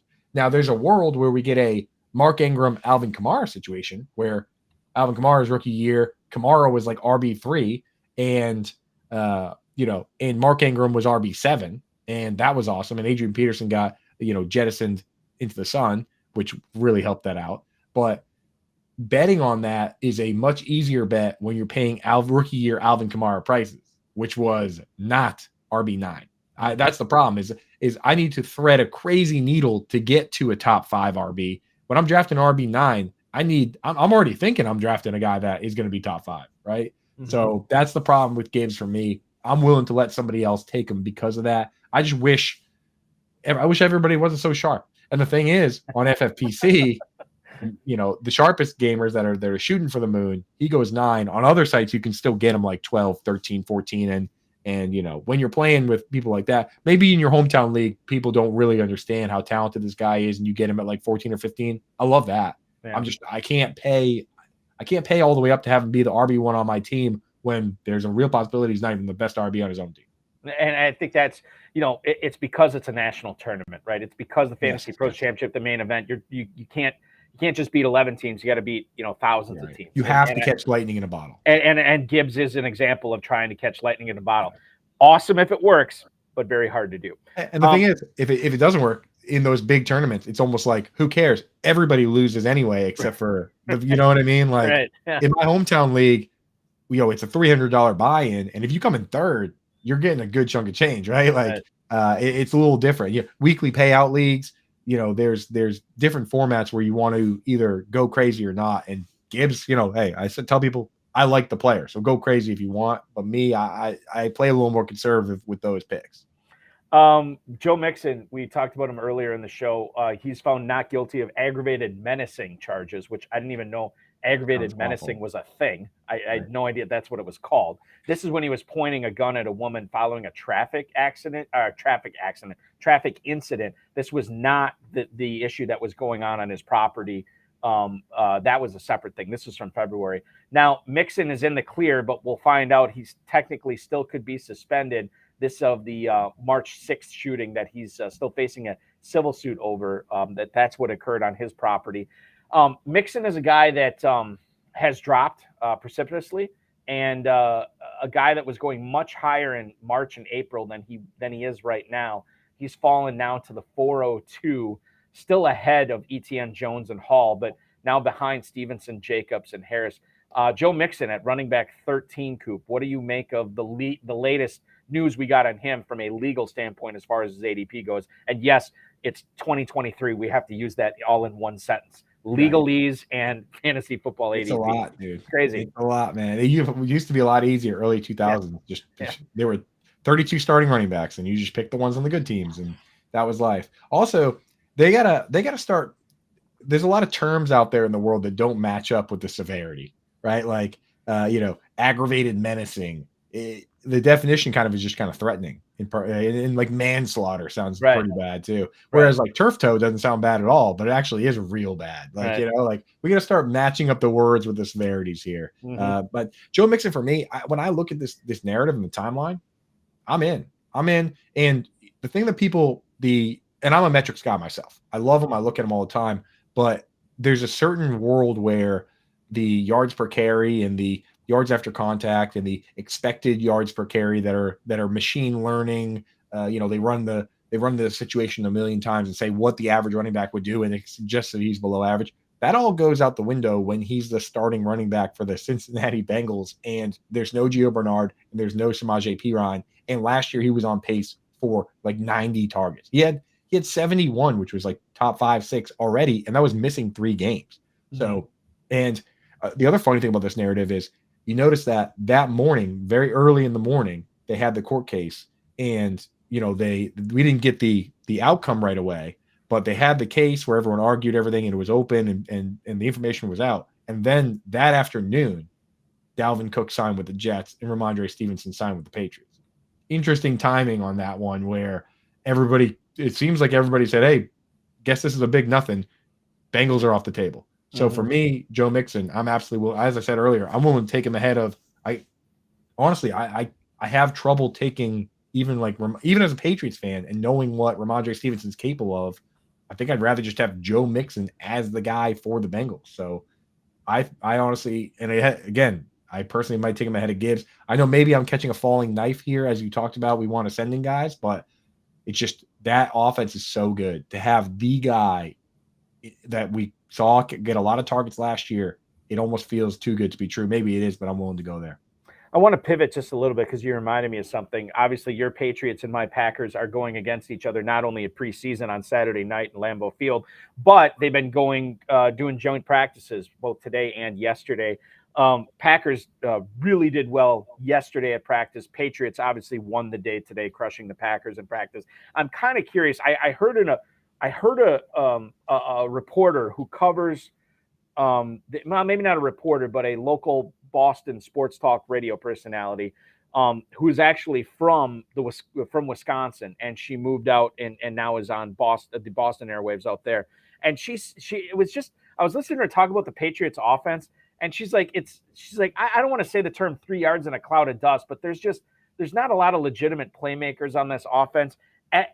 Knowing that, well, number one, are you buying into that? Number two, as a result, are you kind of fading just the Patriots offense in general this year because you're kind of looking at it like, well, who are the upside, who are the spike week guys here? I'm not really sure I'm seeing any. Your thoughts, and just give us the lay of the land on the Patriots offense. Yeah. So actually, when you look at what they've done, it seems almost too obvious that the last time Bill O'Brien called plays for this team, 2011, they're basically just recreating that offense with worse pieces. The one piece that's better right now is the running back. The running backs are better now than they were then, but they were pretty decent then.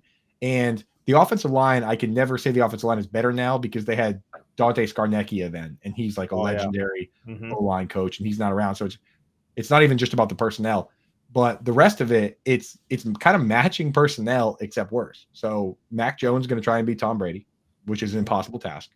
Hunter Henry as the inline tight end is in the Rob Gronkowski role, and Rob Gronkowski finished as tight end 1 that year. Aaron Hernandez will be was the move tight end, and that's Mike Gesicki, and he finished as tight end 3 that year. And all that happened while Wes Welker got 173 targets in a 16-season game, and that's what Juju's going to try and do, right? So it seems pretty clear that that's the way they're setting it up. But again, this isn't 2011. Tom Brady's not walking through that door, and every one of those pieces is probably a worse football player than what they had at the time. So I know what they're trying to do, and that makes me like Juju, right, for just target purposes. He doesn't need to be Wes Welker. He doesn't need to be Julian Edelman. All he needs to be is Jacoby Myers, and now he's worth his ADP, that like wide receiver 40 or so, right? And then Mike Gesicki, just everything about the fact that he has a separated shoulder right now means you can't really do anything about it, but he's going like tight end 20, and I'm willing to draft any tight end that is lining up at wide receiver at that range, right? So I'm interested there, but if Gesicki's out, now Hunter Henry's on the team. I can't go with Devontae Parker. Tyquan Thornton is more of a field stretcher, and Kendrick Bourne, they're just going to rotate too much. So if I'm going to go with anyone, I'm going to go with Juju, to be honest right now. And Coop, actually, in the Fantasy Pros Championship right now, Juju Smith-Schuster, wide receiver 51 at the 10:08, and Mike Gesicki, tight end premium, he's tight end 29 in the 17th round. So the couple of guys that you could buy late on there, that's really not going to hurt you if it doesn't work out. So interesting stuff. Yeah, what I would do with Juju is that if you're going, sorry, my computer forgot to froze for a sec there. If you're going, story of my life. It was my screensaver. I was like, oh my god, no. But yeah, we've been chatting without moving my mouse for too long. Yeah. So if I'm going with a 0 RB build, I probably don't have room for Juju on that team because I'm so loaded with wide receivers. But if I end up taking a QB and a tight end and a couple RBs early, and I need to put together a starting lineup that is serviceable, Juju as your wide receiver 3 or even 2, like at least you know there's a floor there, and then you spend your entire bench on high risk, high reward guys. That's the world where I take a Juju. But like in this zero RB world, like, you know, what do? You don't want Jujus on the team. You don't want Tyler Boyd's on the team. But I think Juju, honestly, there's no substitution for targets, and I think that he could get peppered in that role. Where do you stand on Miles Sanders, Coop? How much yellow tape is around him right now, knowing that he's fighting this groin injury? He's getting closer to practice. I don't know if he's going to play in any of the preseason games at all. But Chuba Hubbard being drafted behind him. In fact, if you look at how the Carolina Panthers backfield is being drafted right now in the FFPC, you're looking at Sanders as running back 25 at the 6'11", Chuba Hubbard 1309 at the running back 54. And I think at the crux of this is Miles Sanders' groin and how this affects both of these players. Yeah, well, the thing is with Chuba, how many times have we seen Chuba get a chance, man? Like CMC was hurt multiple years and he was out there, didn't look good. CMC got traded, and Donta Foreman came off the street and took that starting job and ran for 900 yards in that offense. So it wasn't even, it's not like you can blame the offense. Donta Foreman ran for 914 yards, right? And Chuba was just kind of hanging out. So I'm not worried about Chuba. I'm worried about the groin. That's the one thing. But I'll tell you what, this guy, Miles Sanders, if he's healthy, this has been a flag plant for me because, and you understand that with the mobile QBs, we kind of hit on it earlier. Mobile QBs are great for yards per carry, right? That's why this guy's a 5-yard per career yards per carry, but they don't dump it down and they vulture the goal line touchdowns. And the Eagles were dead last in passes to the running back. And I actually pulled it up. Under Doug Peterson 2019, Boston Scott and Miles Sanders combined for 39 screen passes, just the two of them. Last year, the two of those players combined for more snaps played. Guess how many screens they combined for? Oh, I have no idea. I wouldn't even know where to go because you're leading me in a direction here. I don't know. I'm leading you less than 39, right? But yeah, 6. That's it? That's it, dude. Oh and so you know what it is? I was going to say like 20 or something like that. That's right. 20 would have been half. Cow. Well, 20 would have fit the narrative of saying, Right. okay, half, right? Total, including the other guys, including Kenneth Gainwell and the everyone floating around, it was 9. And I was like, so they can't just not be calling screens. Dallas Goedert, even missing games, led all tight ends with screens. He had 19. They like the wide receiver tight end screens more than they do the running back screens. Sirianni just runs it that way. So I see Miles Sanders come over, and there's a video on my timeline of Scott Fitterer going to Miles Sanders and saying, remember when you caught 50 balls? That was fun. That's why we brought you here. So Miles Sanders, for me, if he's healthy, it's wheels up. It's a better situation for upside. But obviously the floor is a guy with a hurt groin playing with a rookie QB and a bunch of misfit toy wide receivers, and it's just a nightmare. So, but at his ADP, I'm in. So Miles Sanders, and there's an article I wrote. If you go over fantasyalarm.com, Andrew Cooper, Miles Sanders, Google Miles Sanders, Andrew Cooper, or Miles Sanders Fantasy Alarm. There's a full article with a full breakdown on why I like this player. And since I wrote that, the only thing that's changed is this groin injury. Everything else is exactly the same. Yeah. So if he's healthy, he's fully good to go, then we're going for it. We're in. FantasyAlarm.com is where to check that out. The Miles Sanders piece by one Andrew Cooper.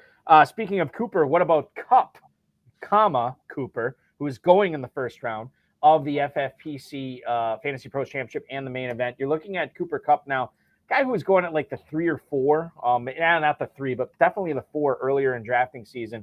Now he has fallen to the 107. Obviously, the injury has something to do with that. How do you handle Cooper Kupp right now, Coop? God, this one's so tough for me. I actually want to hear what you think on this, because my thoughts are he's going to make somebody look stupid either way, right? Because if you have to spend a first round pick on him. That's the part that's so hard. Is like, this isn't Michael Thomas where you look and say, okay, this guy had one of the greatest seasons of all time, but he's been hurt, and you get a chance of the upside for cheap. With Cooper Kupp, you got to pay for it, right? So you either paying that and then he's hurt, or Matthew Stafford's hurt, or the team stinks and it hurts, or you're not paying it and then someone else in your league gets Cooper Kupp and he's Cooper Kupp, and now you feel like an idiot for taking somebody else. So this guy, somebody's going to get their pants pulled down on this one. Would you rather avoid him and be on that side, or are you just saying, hey, this is Cooper Kupp, this is Antonio Brown, and you just take Antonio Brown and hope that, because that's the thing with Antonio Brown, for 4 straight years he was amazing, and Cooper Kupp, even last year before he got hurt, he was amazing. He was awesome. Yeah. He was on par. Last season was on par to do more than what he did, or on pace, I should say, to do more than what he did when he won Offensive Player of the Year. He played 8 games and finished as a wide receiver too, like bonkers. Yeah. To answer your question, I am more in the avoid situation, but I'm gonna couch it a little bit by saying this. So Cooper Kupp is a guy who obviously dealt with the injury last year. I don't think that we can just write that off because of his age. Like there is a possibility that something like this could happen again. He's also based on the success of Matthew Stafford, another guy who's been hurt quite a bit. I think that people say that, the Rams, they're so terrible this year. Well, their defense is really terrible, but I think that's actually a good thing for Cooper Kupp this year. So I think that works in his favor. I will say this. If Austin Eckler or Bijan Robinson are out there at the 107, I'm probably taking both those guys ahead of Kupp, because I believe in the offense for Eckler more, and I believe in the draft capital and the success that running backs with that draft capital have had their rookie years previously, and that's why I take Eckler or Robinson. I will say that if both those guys are gone, I'm still taking Kupp. I'm not going to take Kupp ahead of Tyreek Hill, but I take Kupp ahead of Diggs. I take him ahead of Lamb, and I take him ahead of Amon-Ra St. Brown. I think there are all things to like about those players, but I am a little bit concerned about the Buffalo offense, just the vibes I'm getting this year from Buffalo. And obviously, Diggs has been no stranger to not being happy in Buffalo. So I think I'm getting bad vibes there. CeeDee Lamb, we talked about this earlier. I think Dallas is going to really put a focus on running the ball. They have a healthy-ish Michael Gallup and Brandon Cooks this year. So that's why I like Kupp a little bit better for volume over Lamb. And then Amon-Ra St. Brown is fine. I just think the upside for Kupp is higher than St. Brown. I know there's people that disagree with me on that, and St. Brown has actually been climbing up draft boards, but the potential volume for Cooper Kupp still has me taking him over those other receivers. The only receivers I won't take over or the only receivers that I will take over Kupp are the obvious ones, and that's Jefferson, Chase, and Hill. Yeah, so he's still I like to call it the swing test, and I mentioned it earlier, where if you're picking on the swing, you can't let him go by. And Jonathan Taylor was a swing test player on the other swing. I can't let him go, and Kupp is there for me too. But I think the real lesson here in listening to your breakdown there is everybody out there, if you have a chance to pick your draft spot, just pick 101. Just pick it one. Take Justin Jefferson. Save yourself from the mind pretzel that is right now picking at that goddamn swing, because some of those players are going to be amazing, right? But it's just like dodging bullets, man. Just pick at 101 and then at the next swing you can have those debates. But it feels better when it's not the first player you're taking, right? The Seattle Seahawks this year have a very interesting offense. They invested 1 year after drafting Kenneth Walker in the second round. They draft Zach Charbonnet in the second round. They already had DK Metcalf. They already had Tyler Lockett. They go out and get Jackson Smith-Njigba in the first round, arguably the best receiver in this class. Where do you stand on Jackson Smith-Njigba for redraft purposes, Coop? Yeah, I mean, like if he went like top 10 in the draft and then was like just the undisputed super high draft capital guy, then I would be pouring over him. But I just worry that he's going to start a little bit kind of the way Chris Godwin did, where Chris Godwin had good seasons early on, but it was still Mike Evans and Deshaun Jackson when it went to 2 wide receiver sets. The third year, when Djax was gone, then it was wheels up. And I worry that it's still just going to be Evans and Lockett. And just this week, Evans and Lockett got the day off. JSN played as a rookie. And Nathan Janke of PFF pointed out that when they went to 12 personnel, which is a 2 tight end set, he came out. And the other 2 guys stayed in. And those 2 guys are probably understudies for Lockett and Evans. But it's more to me about the role. If the role exists where you just play slot and come out the way Tyler Boyd does, kind of caps your ceiling a little bit. So it is scary to me, but at the same time, I personally, with my philosophy, have missed out on guys because of these arguments. So this is where I need to check my own process myself and just let people know that this is the way I operate. I'm kind of ultra conservative with my early picks, and this guy could just be straight amazing. So keep that in mind. The one-handed catches you see in practice, that's not CGI. That's not those one-on-one drills. These guys they're trying their hardest. These are real cornerbacks, right? And so those plays are happening for real. So there's a chance that he's just awesome, and I'll admit that absolutely. We have talked a lot about Jordan Addison and now Jackson Smith-Njigba tonight on the High Stakes Fantasy Football Show. You found out where Coop stands on this. Well, what about another opinion that you'd be interested in? Well, how about 2 opinions? Kevin Tompkins and Colby Conway from Fantasy Alarm had a player debate. Should you draft Jordan Addison or Jackson Smith-Njigba? Check that out at fantasyalarm.com, and you'll have a better feel on not only what Coop feels about that situation, but as well as what Tompkins and Conway are saying. fantasyalarm.com is where to check that out. Register for Dynasty startups too, by the way, at myffpc.com. They start at $100. They go all the way up to $5,000 for the Dynasty leagues. Dynasty has been a staple of the FFPC for more than a decade. More than 1,400 leagues have commenced. We're still running more than 1,400 leagues because not a single one has ever folded. So if you want Dynasty without the hassle, go to myffpc.com. Register today. Startups going off every single day here now until the start of the NFL season. I feel bad because I know a lot of people, you mentioned Jack Senzen and Ann Dunn hanging out with us tonight watching. They're like, when are we going to get into the tight end whisperer? When are we going to get into the tight ends? Well, don't have to wait much longer, do you, here on the BSN, because we are going to get into a couple of higher tight ends in Waller and Laporta. But as we always talk about every single year, there is always a tight end or maybe 2 tight ends that are not drafted very high, maybe outside the top 15, but end up returning top 10, sometimes even top 5 value. We're going to examine a couple of those candidates coming up next. He's Andrew Cooper from the Fantasy Alarm. I'm Eric Balkman from the Fantasy Football Players Championship. You're watching the High Stakes Fantasy Football Show on the Bettor Sports Network. Don't go anywhere. We roll on next.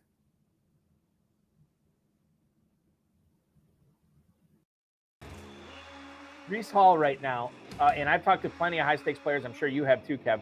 Had Hall not torn his ACL last year, he might have been the 101 in drafts this year. That's how good he was looking last year, and obviously with the addition of Aaron Rodgers. At the 305, running back 11 behind Derrick Henry and Ramondre Stevenson, right ahead of Jahmyr Gibbs and Najee Harris. Your thoughts on him as a mid-third round pick? How have you been attacking him? Have you been getting him at that spot so far this year? Yeah, if I start out with 2 wide receivers, Breece Hall is right at the top of the queue coming into the third. If I knew he'd be healthy for week 1, I was still a little. Well, he'd be going higher than the mid third. Right. He may go 101 or well, RB1 at least. Yeah. But I don't think we know that even if he's healthy in spring and the summer. Mm-hmm. I still like if I'm running a team, if I'm the coach, I'm bringing him back slow. Like he's on a pitch count. Like I want him for the end of the season because I got Aaron Rodgers for the playoffs, right? Like even if he's fully healthy, I would work him in slow. But that is actually what you want.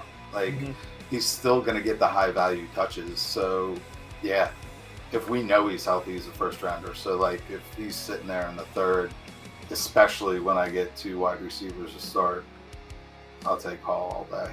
Yeah, it almost makes me think that the uncertainty with Breece Hall has made him unfairly fall too far, right? Like because we're talking about the team here in June. They're still hoping that he's ready for week 1. This is not, oh, we'll see what happens. Oh, we're taking it day by day. Oh, we're liking how he's coming along. No, they still think by week 1. And the fact that we have that timeline, I think, maybe bumps him up, especially as the drafting season gets deeper and deeper here in July and August. Maybe we start seeing him go up the boards as well.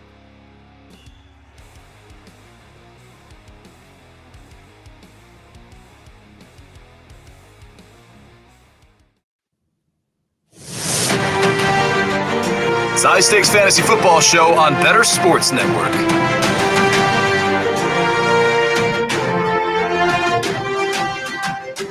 Final segment of the program tonight, 19 minutes until Garrett Price and those Dynasty nerds take over the airwaves here on the Bettor Sports Network. Until then, it is myself, Eric Balkman, and Andrew Cooper. Coop, A Fiasco on X.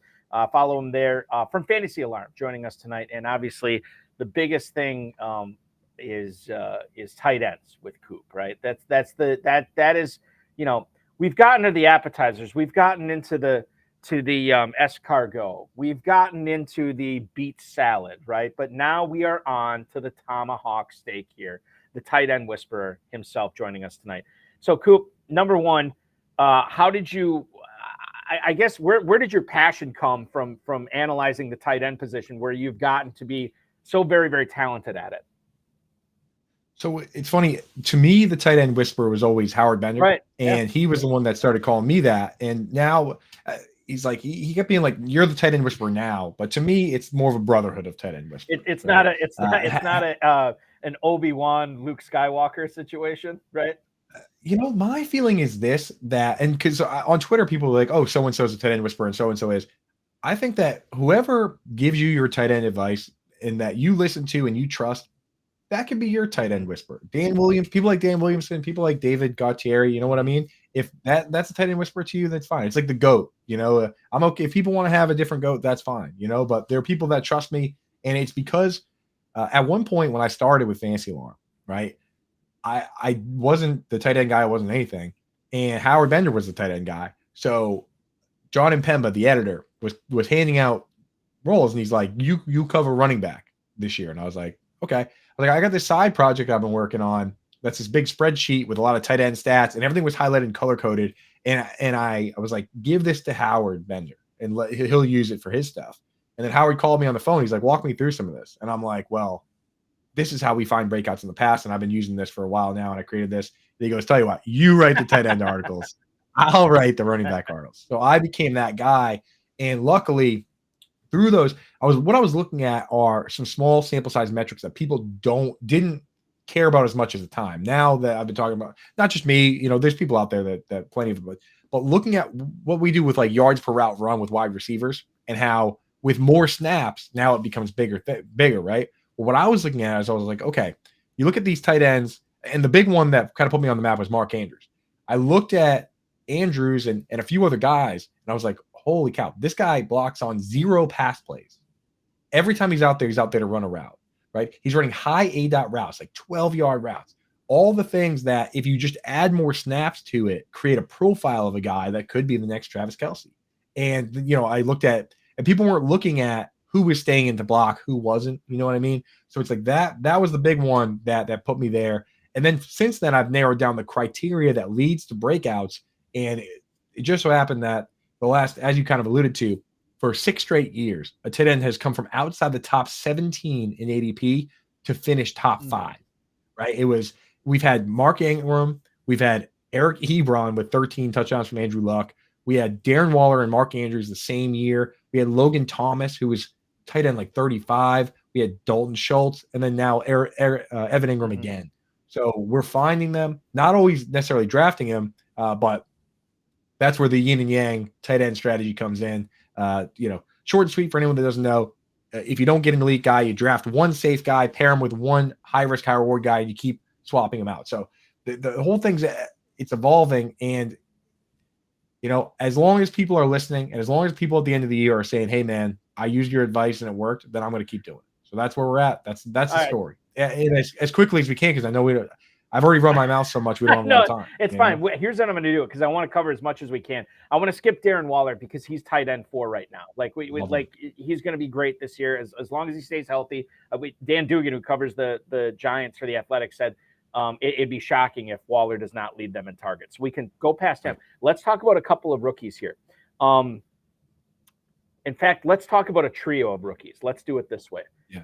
Sam Laporta, Dalton Kincaid, Luke Musgrave. Your thoughts on these 3 guys, because I think they all have pros and cons here. And I didn't have Kincaid on there earlier, but let's talk about him now. Laporta, Kincaid, and Musgrave.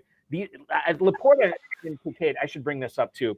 Laporta is going right now, tight end 14 at the 1102. Kincaid a little bit higher, tight end 11 at the 908. Luke Musgrave wasn't even being drafted like 2 or 3 weeks ago. Now he's tight end 22 at the 1403. So they're being drafted in order: Kincaid, Laporta, Musgrave. Coop, I'm just that is the brain dump here. You take it whatever way you want to go with it on these 3 players. Yeah. So people out there, there's an article pinned to my profile, "What makes an elite tight end?" And that breaks down the criteria. And you can just take, there's basically 8 things that you can put on a little cheat sheet, and that gives you all the answers. But the one biggest thing, we talked about it earlier, when you talk about how rare it is for 3 guys on one team to get 100 targets, every tight end that's finished top 5 in PPR going back to 2003 Randy McMichael. So how's that for sample size? Randy McMichael, that is a blast of the past. 20-year sample size. Everyone has had one of 2 things. They've had either 90-plus targets or they've had double-digit touchdowns. And we know touchdowns aren't super sticky, but that's look at George Kittle last year, 11 touchdowns. He got there. In half PPR, there's only been one exception. Mark Andrews had 88 targets one year, and it was the COVID year. So I'm even willing to throw that out. In your mind, you got to be talking about how do we get to double-digit touchdowns or 90 targets. And I don't project anyone double-digit touchdowns, not even Travis Kelce. It's too fluky, right? So how do we get those targets, right?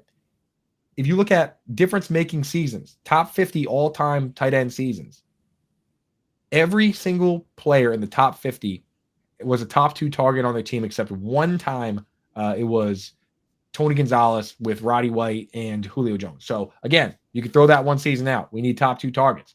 I look at these 3 guys, and why can't they be top targets on the team? Why can't Dalton Kincaid walk into that Cole Beasley role in the slot, where Beasley at 30 years old, 30, 31, 32, got back-to-back 100 target seasons. And Sam Laporta is the guy I alluded to, which seems like ages ago. In the first segment, I said there's a guy that you can throw on your bench and see how he does early in the season, and you either keep him or throw him away. That's Sam Laporta. We have Jameson Williams he cannot play for 6 weeks. So if Sam Laporta is doing it early, great. If he's not doing it, it's not going to get better when Jameson Williams gets back. So that's a bench spot where you throw him on the bench, see how it looks, dump him if you have to. But I love this guy because 23 broken tackles last year in college. I mean, insanity. A guy like Luke Schoonmaker broke 2 in his entire college career. Like this guy I'm calling him Sam Teleporter, because if you watch the tape, watch the one GIF from the bowl game where he breaks 6 tackles on the play. So this guy's electric. He's a lot of fun. He's already earned the starting job. And then Luke Musgrave, He's just the complete mystery box. The thing with him is I was out on him until I had on Brandon Huffman, who is, Huff, he's like a legendary college, high school to college scout. And he was like, this guy has it. And he named Bryce Young and Josh Downs as other guys that, like, I don't care how big they are, I don't care what they do. Like, these guys have that special something that makes you a competitor, a football player. So I'm interested there. And simply because if you were to put Luke Musgrave in a situation like the Bengals, where now we know for a fact he's behind T. Higgins and he's behind Jamar Chase, and Hayden Hurst got fewer targets per game than Joe Mixon, and he was also behind Tyler Boyd. If he's in that situation, I'm out. But in this situation, we don't know who Jordan Love likes. Why not? So all three of those guys, and usually I pour cold water on rookie tight ends. This year, I'm saying why not? So all three. What about a guy that I've heard conflicting reports on coming out of Denver of how well he's doing? And I know they saw the Broncos also got Adam Troutman on the team as well. But Greg Dulcich was a guy that, tight end premium dynasty rookie drafts when he was a rookie. People were pretty excited to draft him. And then this year I heard some people are saying he looks lost. He doesn't know what's going on. Not having a good camp at all. And then I've heard other people say that it's been overblown and it's also training camp. We don't need to put a lot of stock into that. Your thoughts on Dulcich this year as a guy who is being drafted as tight end 17 at the end of the 11th round? Your thoughts on how well he could acclimate to the Sean Payton offense and become a big-time difference maker at tight end in redraft leagues this year, Coop?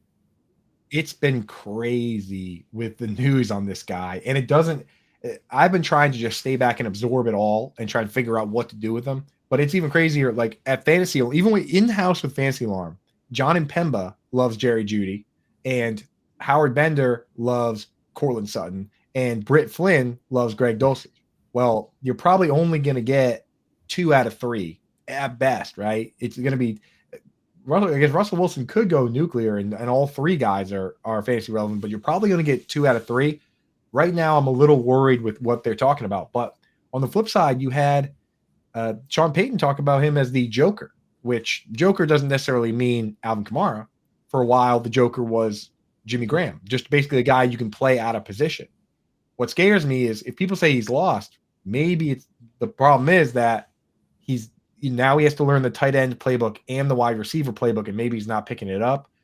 For the time being, he scares me a little bit. But in Dynasty, I'm holding him and potentially trading for him if need be, because converted wide receivers that have flashed in the league are exactly what we want. That's how we got Darren Waller, right? That's Logan Thomas was a quarterback. Like, if you can get me a guy that's playing wide receiver that I can start at tight end, that's what I want. So in Dynasty, I'm more interested. In redraft, I'm kind of steering away. We had news about a week and a half ago, maybe it's 2 weeks or so ago now. Maybe it wasn't even that.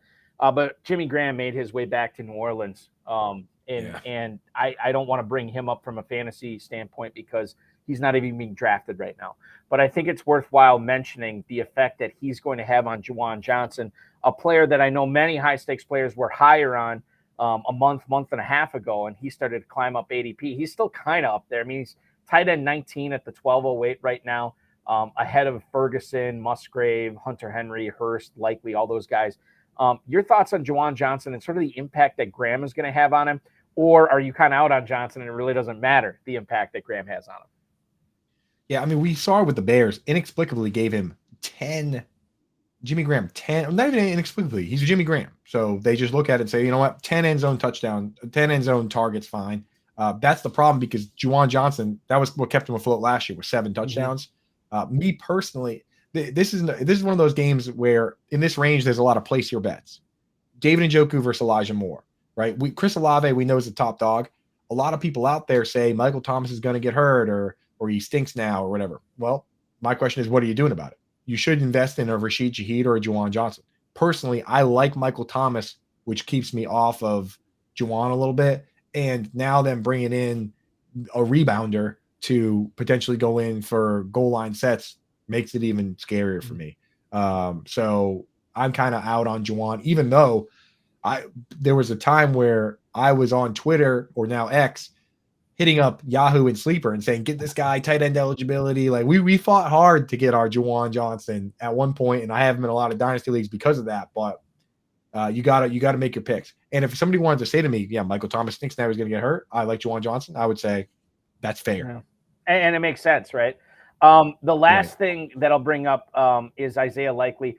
You talked about how Dallas Goedert could be he has kind of dual upside, right? Because he's got standalone upside when Brown and Smith are healthy. But if either one of them were to miss time, then all of a sudden you stumbled into something with Goddard. Can you kind of compare that situation to the situation Likely is in Baltimore right now? Yes. So Likely, the guy, so we always think like, who's going to be the next Mark Andrews? Likely kind of already is. Like they drafted him to be that. They use him like that.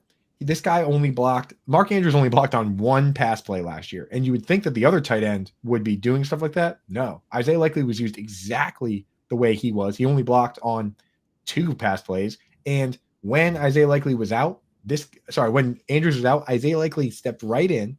He played 81% of his snaps from a wide receiver role. He was averaging 8 targets a game in those games. He's the one backup tight end.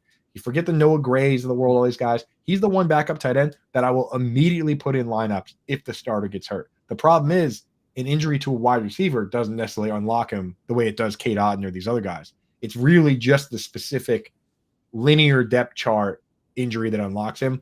But guys like Likely and Chigakonkwo, when I go deep into my spreadsheet cave, those guys have the alignment in terms of they play wide receiver. They have the explosiveness. Chig a little more so than Likely, but Likely looks great out there. They have the ADOT. They have everything. This machine that if you just feed it more snaps, you get more production out. Where some guys, because they block on a ton of pass plays and stuff, you could feed the Tyler Higbee machine at times or the Drew Sample machine. You can feed that machine 1 million snaps and you're never going to get production out because of the clunkiness and the blocking and all that. These guys, they just need the snaps. That's why the other day I tweeted free Isaiah Likely, nothing else, just that. Like if you could just trade him to the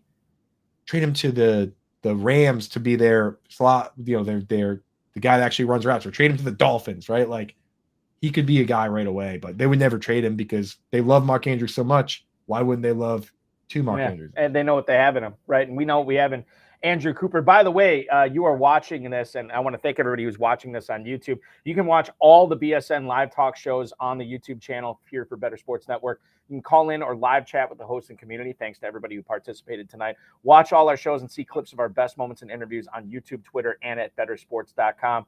Coop A Fiasco on Twitter/X. Certainly appreciate Andrew Cooper stopping by on consignment from Fantasy Alarm. Thank you so much, Cooper. Remind the viewers when they can see you here on BSN going forward. Yeah, I'll be right back at it tomorrow, 9 a.m., 9 to 9:30. That show's funny. It's literally just like me, Corey Parson, and Britt Flynn arguing. That's a good one. We got to sneak you in there. You ever get up that early? Absolutely. Yeah, absolutely. I'll actually be on Sirius at like 6:30 tomorrow morning. Awesome, so man. I'm up. You guys ever need me or whatever, want me to have me on, I'm game for that. And then what? Okay, I'm holding you to it. Then 1 to 2 Coop Fantasy Football Fiasco. We're talking robust RB with Dave Kluge, and then we're gonna after that it'll be me, Howard, and Britt from 2 to 3, just yucking it up and doing silly stuff. So it's gonna be a good day tomorrow. Pay attention and learn and enjoy the frivolity. Thanks to Andrew Cooper and Anthony Rivera. We're back at 7/6 Central next week. Remember, myffpc.com is where to go for 2 separate $1 million grand prizes. Dynasty leagues available there as well. Dynasty Nerds with Garrett Price is up next. Thanks for watching, everybody. We'll talk with you next week.